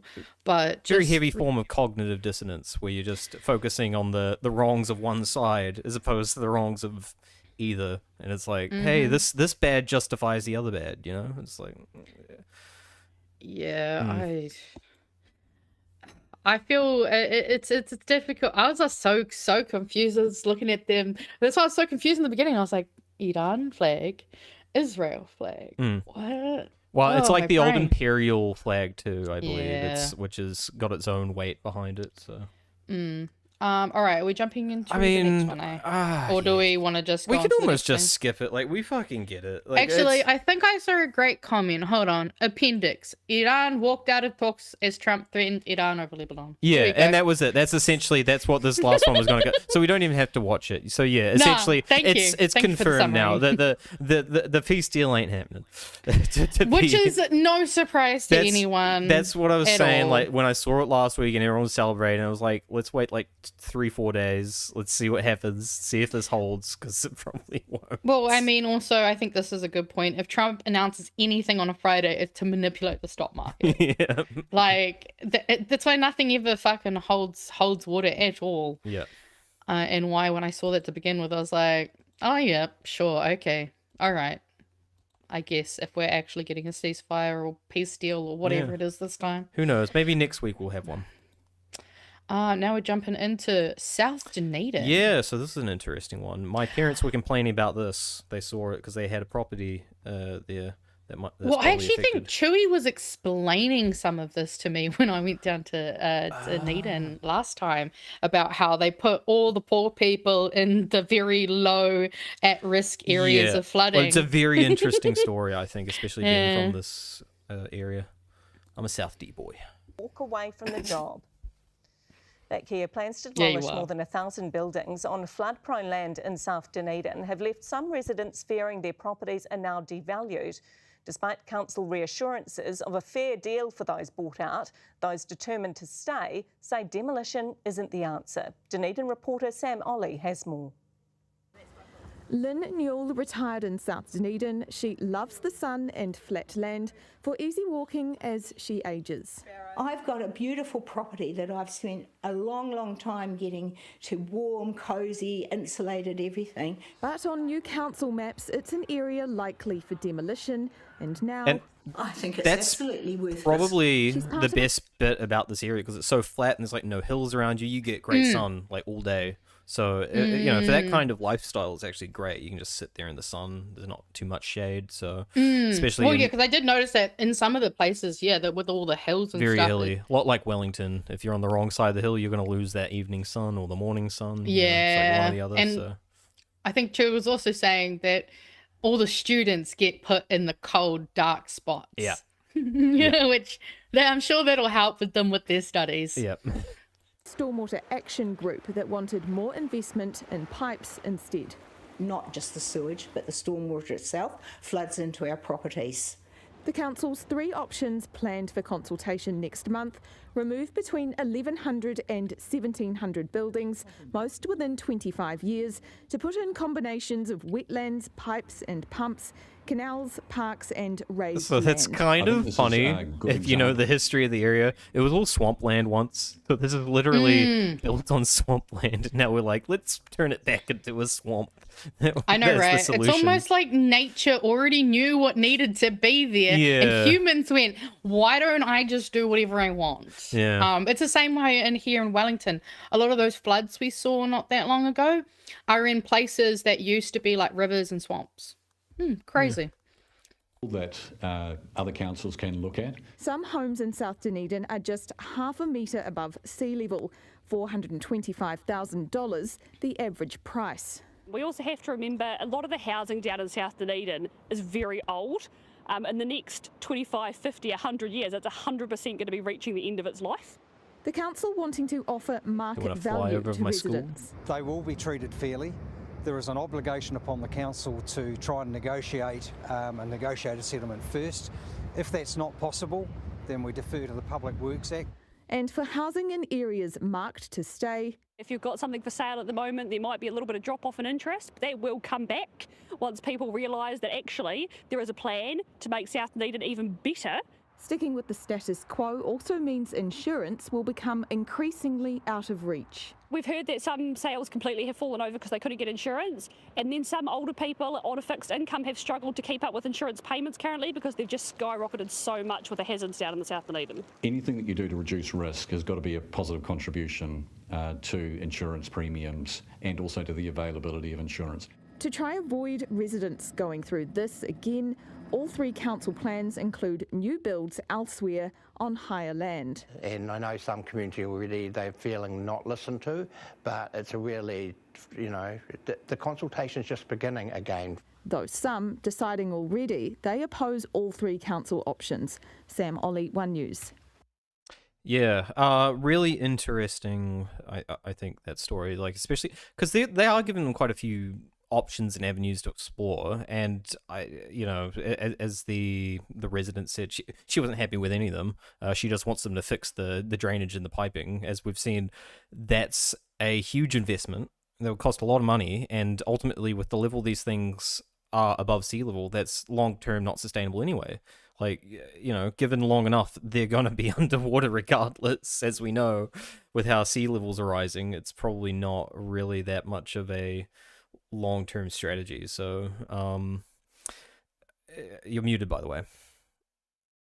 It seemed kind of weird that they did build in a spot that was so prone to begin with. Again, it's where I often question the decisions of the past. However, obviously we can't fucking change the decisions of the past. So I really do hope they put I guess no one genuine... thought that all the ice caps were going to melt, I guess was the assumption. No, they knew it was, they just didn't believe it. I suppose. They knew, because I mean, a woman warned about climate change in the 1890s. Oh, you can't believe anything the woman would say, Exactly. Yeah. God, we could have. That was hysteria. She was just, she needed a husband. That was all. Could you imagine what world we could live in if some of our ancestors had actually made good decisions that were I thought you were going to say listen to women. I mean, I was saying about people first decisions, and I would argue that I would see more of those decisions from women than men. Generally. I mean, imagine if they did listen to Marie Antoinette and they actually did feed the peasants cake. That might have changed things. Yes, but I really do hope they can find something positive, because pretty scary knowing that your house is like, I guess. Maybe what we can do to get people riled up about this is if we reframe it that the Dunedin Council doesn't want to protect future family homes. Don't we love those things? Don't we love family homes? So how about we protect the family homes or find ways to get them relocated to a safer area? I don't know. Maybe. And then we got this one about some fun little changes. I think you popped this one in? No. Ah. Okay, then we can skip it. I don't want to. I have no clue what this is about. I thought you put it in, no, so I wasn't going to take it out. Put in. Nah, there must have been an old one I listened to. Yeah, something about Doocy. Who cares? Oh, yeah, he's a Doocy. We know that already. But as we remember, obviously, Fonterra lobbying our government, and now they're currently considering firing 100 roles. I thought these guys were the job man. Yeah, I know, right? What's happening? They're supposed to make jobs, not destroy. Right? Where's this job creation? Someone give me that Star Wars meme. You were supposed to create jobs, not destroy them. Yeah, give me that one. Obi-Wan Kenobi.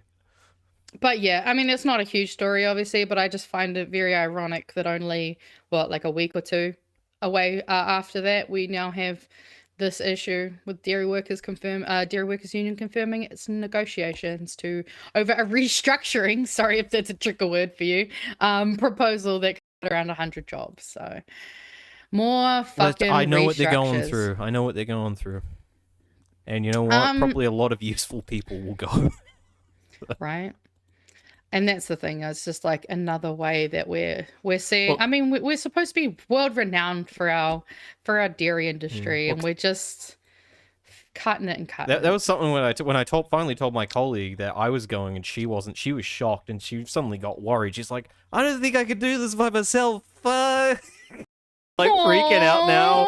I was like, oh god, no. Well, that's the fucking problem with these things. Is most of these restructures and things, it's not like they're taking workload off of anyone. They're just taking away roles and then adding that workload to other people, not giving them any kind of raise, nothing. It's just... Oh, that's something else I told her, because I was ready once everyone else was gone. Like, I was like, well, I got all the leverage now. I'm the only person at this company that knows how to do this job. So I told her, I was like, make sure you know your rights. Go and you're going to have all the leverage. You can get a pay raise. You can do this. I was like coaching her. Yeah, no, absolutely, because I fucking hate when they do that and just make other people have to work twice as hard for the same pay and then wonder why people want to tax the fucking wealthy. Weird. Crazy. Maybe the CEO should take a pay cut. Oh, yeah. Oh, you know what, actually, there was one thing that did fuck me off about this. Was it? Oh, did they still have it in here? There was Fonterra, earlier this year, Fonterra sold major brands Maitland and Anchor to French dairy giant Lactalis for more than $4 billion. It reported revenue of $13.9 billion for the first half of the financial year. But they can't afford to keep 100 people employed? Well, if they fire those people, they'd have more revenue. They can suck my whole asshole. I just like the fact that it ends, and a 1.3 billion increase on the previous period. Like, at that point, cool, number go up, but that means nothing if everyone's life is just getting worse.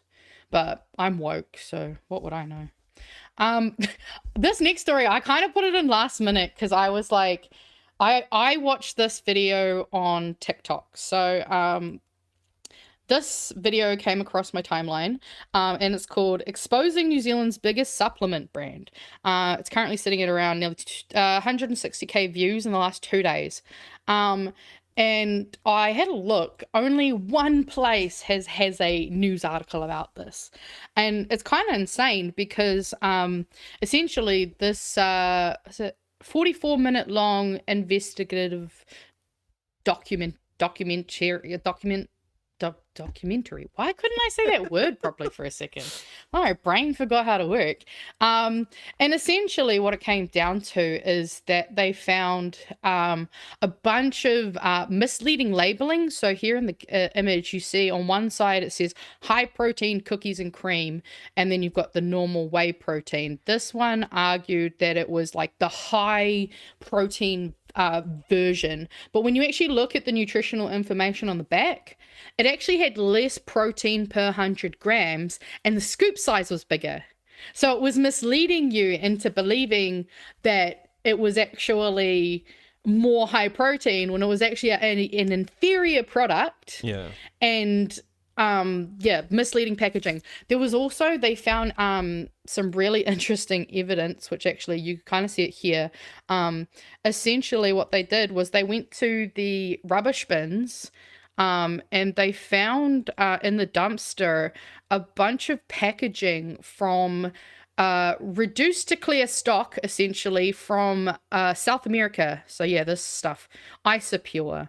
And they found boxes and boxes of it in the trash, which they took some of these so that they've sent off tests. So they've actually got samples of powder from these that they found in the bins by New Zealand Muscle building. And there's videos from people who have worked for them that show videos of them repackaging other products into their packaging and claiming that it's New Zealand made, like New Zealand whey and milk proteins, when it's actually short dated stock from South America. We're in deja vu territory because I had to go make sure I wasn't gaslighting myself. I was getting deja vu. I was like, I'm pretty sure we had a fucking whey protein scandal in the past. And we did. Oh, really? Yes. In August 2013, there was a food safety scare. Fonterra's revealed that a 38-ton batch of whey protein concentrate manufactured in May 2012 at their, Hotapu plant tested positive for, I don't even know what that is. I'm not even going to try and pronounce that, but it sounds bad. It's a bacteria that can cause botulism. There you go. Oh, Jesus. And apparently had a bit of a global fallout. Countries including China, Russia, Saudi Arabia imposed temporary bans. Yeah, so this is not the first time we've had an issue with whey protein. But it seems that they've so when they started doing a lot of these, they started changing like the listings online all of a sudden when they found out that there was one product that tested that didn't have the claimed amount of protein and stuff in it. All of a sudden it got put on reduced to clear, and like so many active attempts to just hide the truth. And yeah, so they said I highly recommend watching the whole 44-minute video. Super interesting. And while I'm not exactly a muscle bulking person, I thought this was a crazy thing, especially to see from like a YouTube like channel that's doing like this investigative But doesn't capitalism journalism. self-regulate? Capitalism's best interest to self-regulate. Who's actually gonna keep track of all of this? Like who does all of that? How do they know though? This sounds like a job for the Ministry of Regulation. Send them in. Oh, botulism, yes. But yeah, big story coming out of the New Zealand YouTuber world, and yeah, interesting to see if they follow up on any of it. I think Seymour needs to start cutting some red tape on this one, because if there was less red tape, yeah, if it wasn't illegal for them to repackage in the first place, this wouldn't be an issue. Exactly. If you legalize it, it's not a scandal anymore. If it wasn't illegal to claim that a product is New Zealand made when it's not, because they know that they can charge a premium price for New Zealand made. But yeah, crazy random side quest story that I just thought was interesting to touch on. And now we're finally getting into the good. Although I see you've got Shane Jones in the beginning, and I'm like, is this good? Do you want to? I mean, it is good. Okay, I mean, do you want to do it? How long is it? It's not that long. Oh, it's 2 minutes. We'll allow him 2 minutes. All right. It's all right. If he annoys me, we can turn it off. Okay, cool. Kia ora, Dewey. Welcome back. Delighted. That's the reaction from a conservation group after a Shane Jones bill to overhaul fishing rules was delayed until next year. The bill created division in the coalition and in the industry, with the minister saying the law changes could do with more panel beating. Kushla Norman reports. A tremendous amount of white water. That's how the Fisheries Minister described challenges to his now delayed bill. There's not a lot of harmony about the bill. So I've got to take responsibility for it. I am the author of the bill. Depressed. And if it can be improved by some more panel beating, then I'm up for that. A win for marine conservation groups. Yay. Legacy helped speed opposition to the bill. Oh, we're delighted. This gives us all an opportunity to stop and ask the question, what do we really want out of a reform package? But disappointment from the organisation representing commercial fishing. There has been more public discussion and debate about this than we had anticipated. And frankly, what we need to move is beyond the emotional sentiment reactions to the facts of the... Oh, the facts. We're getting into the facts now. Okay. What a bitch. I'm sorry, but what a fucking bitch. Like, are you kidding me? The facts are... it's just feelings. If we can catch more fish, we can make more profit. That's a fact. If I am remembering correctly, I believe we are in danger of being the first country to allow the Maui dolphin to become extinct in our waters. I think you know it's a fact that the Maui dolphin is not an actual species. Your mum's not an actual species. I'm kidding. Shane Jones said it. Shane Jones said it. It's a fact. What cunt? And the facts around this very, very positive set of proposed reforms. Among the proposed reforms, limiting legal challenges, stopping onboard camera footage from being publicly shared. Oh yes, factual. And greater flexibility with setting catch limits. Seafood New Zealand calls it common sense. So where a fishery is thriving, that we can earlier raise those allocations, but where... Do you know what keeps something thriving? Maybe not killing the populations. She was going up and down too with her hand. Like we should also be lowering. Interesting. I mean, I'm just curious where the facts and logic are in getting her feelings about money are getting in the way. Well, so we won't even finish watching this. This is the only thing she fucking mentions is the catch rate, which she doesn't address again is the legal repercussions and the facts and logic behind not having cameras on fishing boats, which is like, why? Actually, yeah, here it is. I know that we're in the good, but we'll just watch this real quickly. I'm the advocacy and activism lead for Lush Australia in Aotearoa, and we as a business, we do understand that we are trading on stolen land. This is not our whenua, this is not Lush's whenua to be traded on. So we have a moral responsibility as a business who are profiting off sales within Australia and Aotearoa to stand up for Indigenous land rights, to stand up for taonga species. We are at a crisis point for these dolphins, and if we don't do something urgently, we might be one of the first countries in the world to see a dolphin go extinct on our watch. So, I don't know how she feels about those facts. No, those are just opinions. I know how I feel about that weird mono audio, but I don't know how she feels about the facts. Hey, the left don't have money for audio, all right? We get what we get, but yes. Sorry, I had to put that in because that lady triggered me. Yeah, let's keep this train moving. But I have some actual good news. Good news. It's not New Zealand based, but hey, it's good news. We're making transit free for you right across Manitoba. We're taking the first step right here in Selkirk. When you come back to school in the fall, no one under 18 has to pay for transit at all.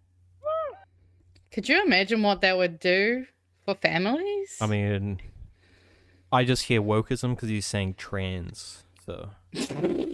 Oh, and you did also miss it from last week, but Manitoba also refused to allow a data center to be built because as he said, it's not there. It doesn't give more positive than it takes, and we're not wasting our time with it. Great. I know, right? I just love the common sense. Yeah. It's just a shame that we have to look to either Mamdani or Wab to find it. Or the Greens. But, they're just woke lunatics who don't know what they're talking about. I love woke lunatics. Yeah, same. And yeah, this was a fun little thing. I see world's first system will monitor New Zealand's critical underwater cables. So technology that aims to better protect New Zealand's critical underwater cables has been launched at the Maritime Operations Centre in Wellington. System will trigger an alert if a vessel comes too close to underwater infrastructure or is carrying out an activity that risks damaging it. Associate Transport Minister James Meagher described the 24/7 monitoring system as a world first. Oh shit! Are you James Meagher stan now too? No, he did one thing, okay? He doesn't, and it wasn't even for the South Island, okay? When he starts doing something for the South Island, then when you bring a cable to Christchurch instead of Auckland. But yeah, I just thought that's at least something coming out of our country, because actually the next good news is I've titled Kiwis Are Thriving in Australia. Oh yay.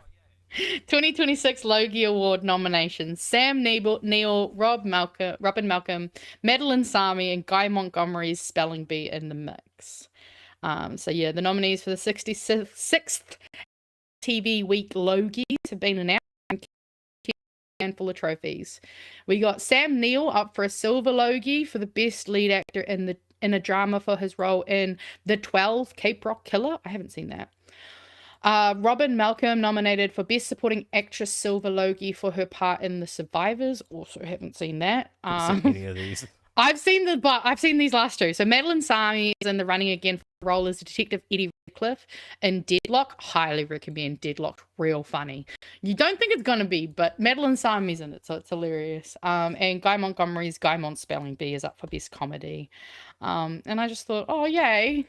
It's good to see Kiwis doing well in Australia since so many of them are there. I know. I love that for them. I just hope we have a government subsidy or something. To be fair, I mean, have you seen how much like the Australian broadcasting puts out? Like, I'm watching so much of their content at the moment. They even have a YouTube page for Have You Been Paying Attention? See how much they do put into it. Is that what you're looking at? Yeah, I was quickly checking that. Yeah, but I was like, man, we got some good positive news of New Zealanders, but not in New Zealand. Although my last one I have made sure is actually no, this is technically in a different country too. They but it's in New Zealand seem to offer a fair bit of funding. That's all I'll say. Yeah, I'm not surprised. Yeah. Honestly, when I see the quantity of like I recently watched Fisk, which is honestly so much funnier than I thought it was gonna be. Okay. I started watching it because one of the comedians who's on Have You Been Paying Attention is like the main character. Real funny program about I think she's like a lawyer or some shit. And then our final kind of good news is awesome. Huge news. I'm so stoked. I'm biking home on my commute, and I just found out that Everly was released June 19th. On Juneteenth, she is at the mall now, getting clothes for herself. She's all alone. She will get an Airbnb tonight, and her family will get out to retrieve her tomorrow. I had to let you know as soon as I found out. As we can tell, because he's filming himself biking home. But yay, Everly's home. Yeah, I did see something like a quote from her saying basically, fuck this government, not fucking helping me at all. So valid, girlfriend. Yeah. Fuck Winston Peters. I mean, specifically Winston Peters, who basically called you guilty anyway. Yeah. Oh, she shouldn't have gone. Is he going to redact that and say you're innocent now that you've been cleared and released? Is he? Winston Peters would never redact anything he's ever said. He would just deny you and say, I never said that. Yeah, replays video to him. That's AI. Replay video. This war would be over sooner than you think. And then we got our one meme news. One whole meme news that I personally found hilarious. Donald Trump decided to put up a tarp to cover the fact that his name was taken down from the Kennedy Center. So what happened? He started projecting Donald Trump's relationship with Jeffrey Epstein on the tarp for the Kennedy Center. See, the tarp left 2 clear holes for where doors were coming in and out. Here's the thing. They want to keep the tarp up in perpetuity. There's nothing that requires this tarp to come down right now. And so one group, VJ Bombs, had the idea, let's just start displaying everything about the Republican Party that we disagree with. Let's start displaying Trump's relationship to Jeffrey Epstein. And so now if folks want to go over to the Kennedy Center, they're going to see this compilation of all of the videos related to Trump. So I love, because obviously, he was ordered to take it down last week. It was supposed to be taken down by his birthday, but they didn't get it taken down by his birthday because, of course, they weren't allowed to. Not on my birthday. Now we can jump into some of our cleansers. Alrighty. Or do we want to? We've got a couple of hot takes, but we can probably skip over some of them. Yeah, whatever. If we need to. Yeah. I'm happy to move some of them to next week. Oh yeah, this was a cute video that I saw. That's Matt. Yeah, well that's why I thought you'd like to see it because it's Skirt TV.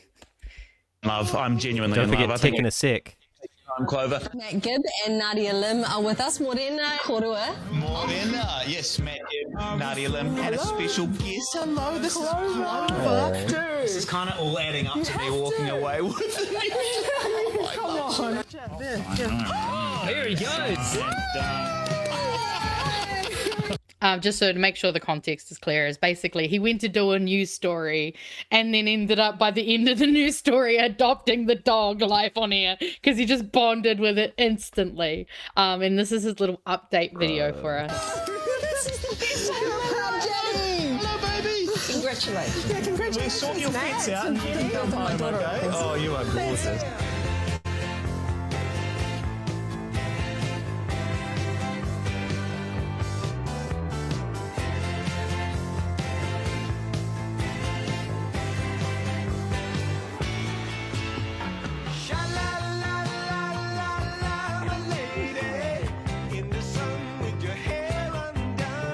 I feel like we're gonna get us fucking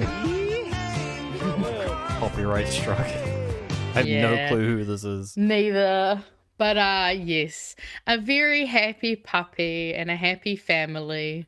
Cute. Why does this say this was denied? Let me have it back. Give it. Denied. Give it to me. Ah, there we go. When a baby beaver gets comfortable, it might start nibbling on its own tail. Young beavers are naturally curious animals and often explore the world around them with their mouths, including parts of their own bodies. I mean, As that's most beavers grow babies. older, their tails help them swim, steer through the water, and even communicate with other beavers.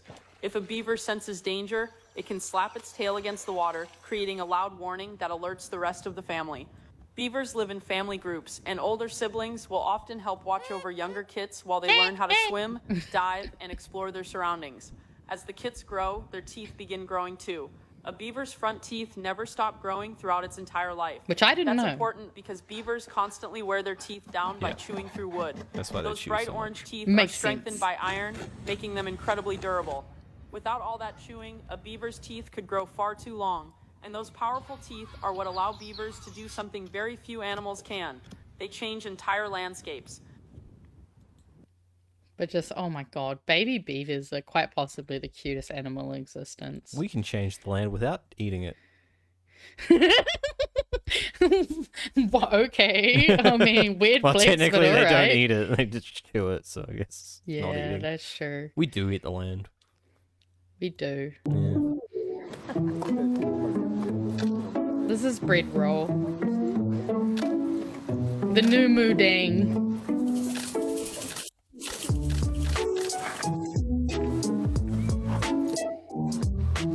What did you say it was? Music. It's a pygmy hippo, is it? Yeah. I said it was the new moodang. I didn't know what that You remember was. moodang? No. Guys, Rogers is so uncultured. He doesn't know who Moodang is. Oh my Moodang? god. So this is Moodang, Oh. who was a pygmy hippo that everybody fell in love with on the internet. Cool. I wonder how big Moodang is now. But yes, very cute. Pygmy hippopotamuses are adorable. And we've got more. Fuck off. We've got more cute animals. No, it's just the fucking... keep trying to open the TikTok app on my computer. I gotta delete that app. When a bush baby notices you holding something in Bush your hand, baby. it might come over to investigate immediately. Tiny primates are naturally curious and love checking out anything that catches their attention. And once a bush baby becomes comfortable around someone, it can be surprisingly affectionate. Many enjoy being scratched, and if you happen to find the right spot, they'll often stretch their tiny arms out and sit perfectly still while enjoying the attention. Some will even gently guide a person's hand toward the exact spot they want scratched. But don't let those huge eyes and innocent face fool you. Bush babies are incredibly alert animals, always watching and listening to what's happening around them. Their enormous eyes help them see in the dark, because bush babies are mostly active at night. While many animals are sleeping, they're busy exploring branches, searching for food, and moving through the trees. They spend most of their lives off the ground. Despite looking like tiny pets, bush babies are wild animals and aren't meant to be pets. They need room to climb. Like me. Jump, Yeah, and creatures like of the wild night. primates, And they jump which is around why like they're that. happiest in their I've I seen wish I could jump around like I've seen that. you do Bush it. baby notices you holding something To in be your fair, hand, I'm it nowhere might come near over as to cute. investigate in- Like, I could never be this cute. It's hard to be that cute. Maybe if they're the same size, maybe. Yeah, true, actually. Yeah, I guess invent a anything shrink that's ray. miniature. Yeah, mini things are cute. I'm already short enough. Let's not go making me shorter, please. Dude, I'm like 5'3" on a good day. If I invent a shrink ray, I'm going to use it on you. Oh, rude. Yeah. I already have little legs. I'll have a wumbo mode, don't worry, we can turn you back. Proportionately, my legs are little, okay? And this is a sweet dog who I've been following who has a best friend, a human best friend that had been away on holiday, but I just got a text from your best friend. She's back from Disneyland. Linda Rose was at Disneyland all day. She didn't invite Emmy. Emmy hasn't seen her all day. Wait. You're going to show everyone how you ring the doorbell. Emmy, sit. Are you ready? She has for her the own hide doorbell. every day? Go see Linda Rose.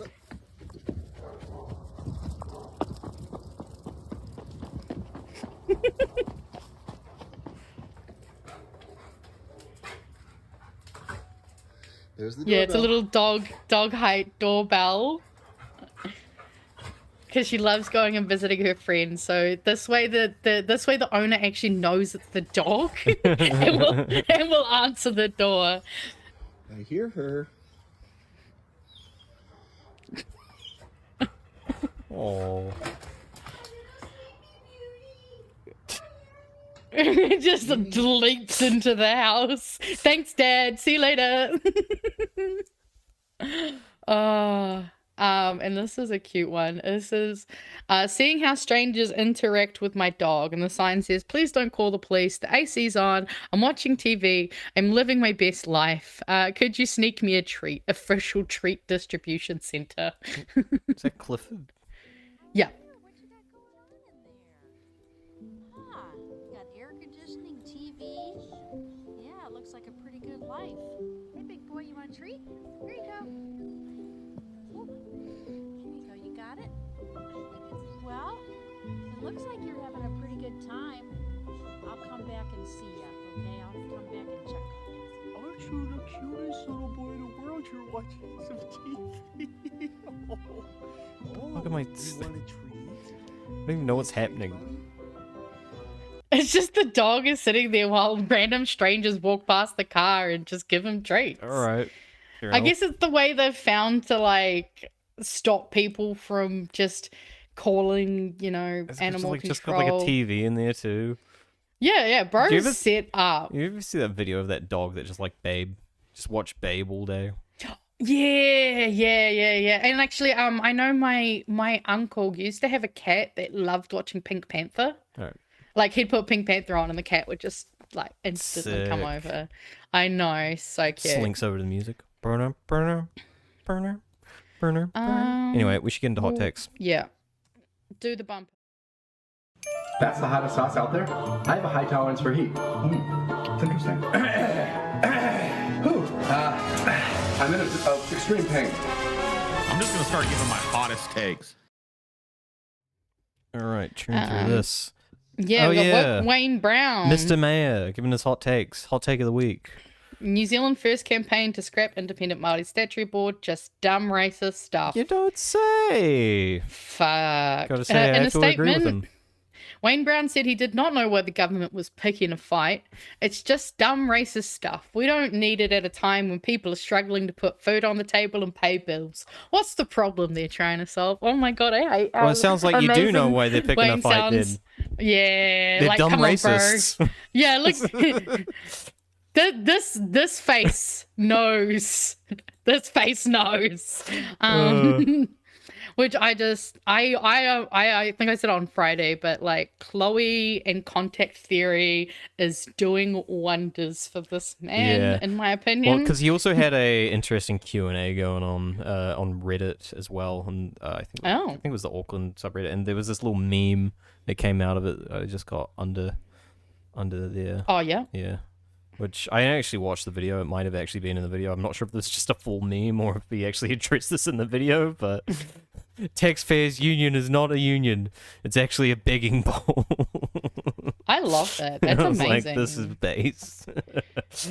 What the hell is like Wayne Brown is having such a like redemption arc right now? I know. It's blowing my mind. Well, it doesn't help that the Taxpayers Union is like out to get him to try and be like, you know, you need to stop raising rates. And it's like, what the fuck? Okay, what's your alternative solution then? How am I supposed to get money to pay for things? That's the magic. You don't. Right. You don't pay for things. You just cut things. Who needs things? He even goes on. Brown said the council had several committees and advisory forums that enable robust decisions and the sharing of a range of views. I would have thought this contributes rather than takes away from our democracy. Yes, you'd be correct. It was also funny because in the subreddit thread, I can't remember specifically what it was. He was like trying to say, and for all you wokesters who are against this thing for whatever, and someone commented, it's like literally no one said that yet. And he's like, no, I'm just getting ahead of the criticism. because he's actually like sitting there commenting in the thread. I was like, so he's like preemptively doing counter arguments for people who haven't even made it. I thought it was funny. Well, I mean, I guess even he can see how predictable the fucking comment sections are a lot of the He's just a time. grumpy old man. He just, you know. Yeah, that is true. But I love the direction he's taken. He's channeling the grumpy oldness in a direction I like. Absolutely. He might as well utilize it for good rather than utilizing it for bad, like fucking Winston Peters does. We should put him in the Game Grumps intro. Hey, I'm Grump. I'm not so Grump, and I'm very Grump. Yeah, I was gonna say, yeah, who would be the not so grump? That's the other part. We'd have to figure out who we could put in there, because I guess there'd have to be another old codger just to kind of match the vibe. Yeah. But this is such a great video. I love this kid. I came in regards to the environmental issues, but I stayed in regards to the way you guys behave. I want to know if you guys are 5 years old, because that's how you act, and it's really embarrassing. You guys have children, your parents, and a lot of young people are here today, and a lot of us know your kids, and your kids are really sweet people, and when you come up here and you act the way you act, you tarnish your kid's name. So I want you to remember how you're behaving affects your child. Please have some decorum, okay? Second of all, you guys, we have the opportunity to vote these people out. You can see more and more young people are coming, and we're noting how you guys are acting, and we're gonna take our asses to the poll booth, and we're gonna vote your ass out. I came in regards to the environmental. In all these old people's defense, they were heavily affected by lead poisoning in the atmosphere, so we can't be too mad at the lead. But at the same time, we also can, because, like, this is, I mean, at that point, My body's full of plastic anyway. I can be mad. I know, right? Well, that's the thing is, we've got our own fucking, God knows what other things we've been exposed to that we don't fully know. Actually, now a lot of that, I think research is now null and void just because of the way they were handling a lot of the stuff they were measuring. I think with a lot of those microplastic studies, they realized their gloves essentially were contaminating what they were measuring, so they pretty much have to restart those studies. There's also the forever chemicals that we don't fully understand, like all of the, you know, because I don't know if you heard, but Donald Trump wants to remove requirements for water providers to test for PFAS, which is the forever chemicals. So that's going to be, I'm sure that's going to be just as good as lead. Of course. And since we... last week, we obviously shared the sad news about Oliver Tree. But then this is this crazy story about what's going to happen to his money, and he's dressed up like Shrek. I read that. I know. I read that so weird, especially with the commentary we had. I said, like, who gets Oliver's money tree? I see. I was like, we should get that. We need a money tree. But this was a really interesting take from Oliver. Tree's last interviews before the helicopter crash, he described where he wants his wealth to go after he passes away, and it might not be what you expect. He said that he doesn't want his family to benefit from his wealth because he feels that the money doesn't even belong to him. My will is set up that when I pass, my family, no one's gonna get a penny. I'll get my kids through college. That's the agreement, but they're not gonna be a silver spoon.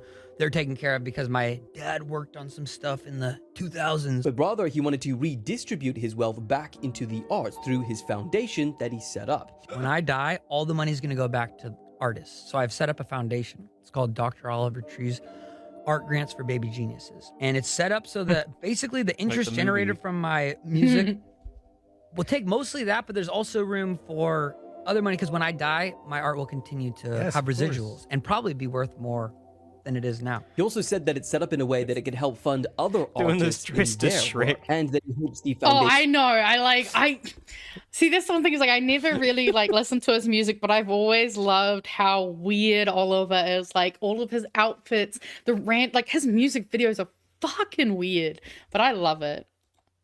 Could last for at least 100 years. So now Oliver Tree's tragic passing is potentially turned into one of the most wholesome legacies one could leave behind. Which pretty based, if you ask me. So yeah, no, that's pretty cool. I'm not sure how well that would hold up here. He'd probably have to have a pretty good lawyer, I assume, because if he's already got a trust set up though in an organization, that the part trust will be, is the important yeah. bit. Because I'm not.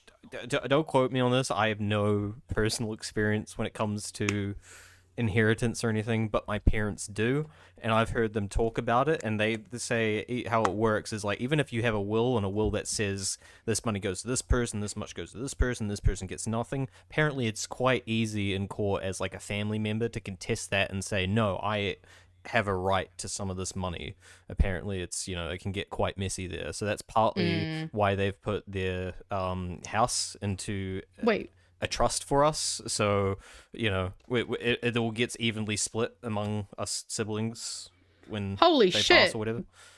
Breaking news. Keir Starmer announces his resignation as Prime Minister and leader of the Labour Party. Thank you. Okay. Thank you. It's in the ballot. Sorry, that's why I just completely stopped listening to you, because I was like furiously Googling. Sorry. That's crazy that happened while we're live. Like, this is a minute ago. Okay, so but he's just stood down. Has he said who's replacing him, or he's just resigns. it's just a free for all? Just they're either gonna do a vote or whatever. Do we want to watch? Fuck it. Do they have a video? May as well. Watch. It says it's live. Downing Street and how they affect all of our lives. Nah, fuck it. Someone will cover this later. It's not got Whatever. anything.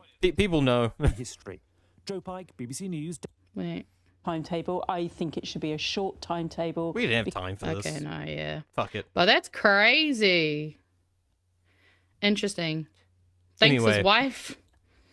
Yeah, inheritance here is messy. That was the point I was trying to say. Yes. No, inheritance is messy. But and also yes, Oliver was also our age, so it's kind of crazy. Get a couple of memes out of the way, I think, Nick, shall we? Yeah, yeah. But goodbye, Keir Starmer. You won't be missed, except for apparently my mum was kind of like, oh, everyone's so harsh on him. He's having such a hard time. I was like, yeah, well, he should have tried harder, so... Bless your mum's little cotton Yeah, socks. she was like, that beats through so many prime ministers already. I was like, I guess we can't disagree on that. So they have gone through quite a few. I think when it comes to memes, I'm going to quickly start with something I had actually queued up here. I was going to show at the start of the show. All right. This. Oh. I know, right? What the... When I saw this, I didn't believe it. Like, what is going on with this man? He's just... God, he's an interesting I thought this was fake creature. until I saw this. And Bro's got the beer gut. Yeah, well, I'm not trying to, like, shame or giving, anything, but it's just, like, it's so... No, actually, it makes you wonder if there's something wrong with him, because often when things like that happen, it can be like a medical It does look like issue. it's like a liver issue or something almost. Also, I don't know if you're aware, but Elon Musk loves to do a bunch of drugs. So True. And he's got I wouldn't be surprised. Look at this. That's just... All his butt fat's gone to his belly. Fentanyl belly? I don't know if that's a thing, but maybe. I don't know. When I saw that, I just couldn't believe it. I was like, he doesn't actually look like that. But then I saw another photo, and I was like, I guess he does. Confirmed. All right, That's what do you got crazy. queued up for us? This is not a meme, but I just wanted to show you these because I know you like maps, and I figured globes count. Nova globe. Well, I got the entire solar system. Mercury, Venus, Earth, Mars, Jupiter. Essentially, these are globes that have solar sensors inside of them, and they just consistently move. Like, whoa. Yeah. I need these. That's exactly what I wanted to show you, because I was like, you'd fucking love this I would shit. love these. And I mean, if you're getting a payout from work, you might be able to afford this. I mean, we'll see. We'll see how it goes. But yes, so you can get like a whole solar system of these cool Fushigi globes. That I thought was pretty funny. Definitely get a Jupiter or Saturn. Do they do one with rings? And this I feel like, since you're the one who has nieces and nephews, A niece, just one niece. A niece. Well, when she gets older, Okay. I need you to do this, because I don't have, other than my cousin's kids.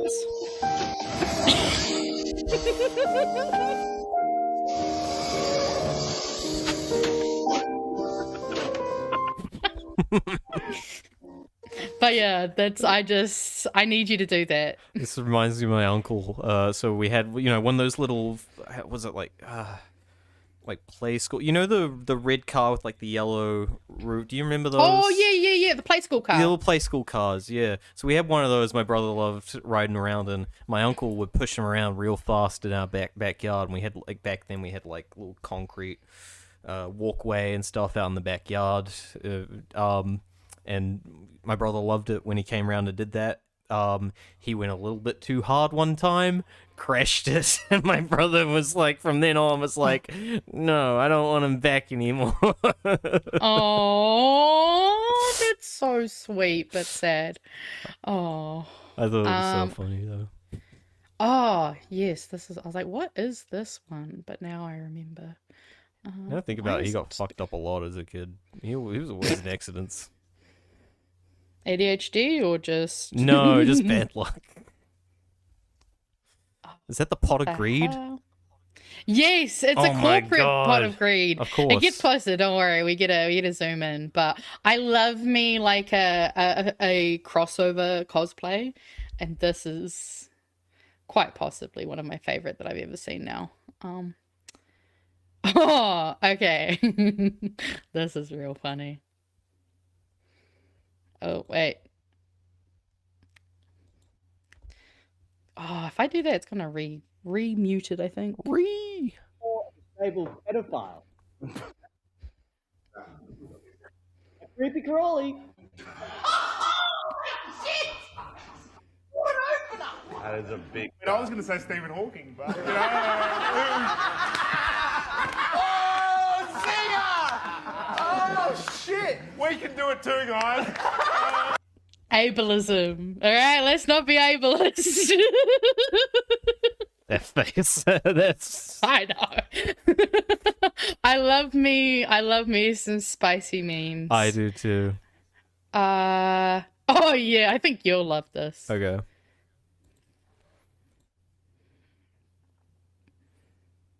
Is it muted again? Fuck you. It is muted again. You stupid slut. I'm not that slutty. I'm sick of hearing You're about not the muted. Sith files and Jabba the Hutt. I mean, why are we still talking about this? I'm pretty slutty though. You are. Yeah. Oh, I'm it does sick the of restart. hearing about the Sith files and Jabba the Hutt. I mean, why are we still talking about this guy? I've never been to Tatooine. The Jedi, total disaster. Weak, very weak, complete losers, really. I mean, what they Anakin on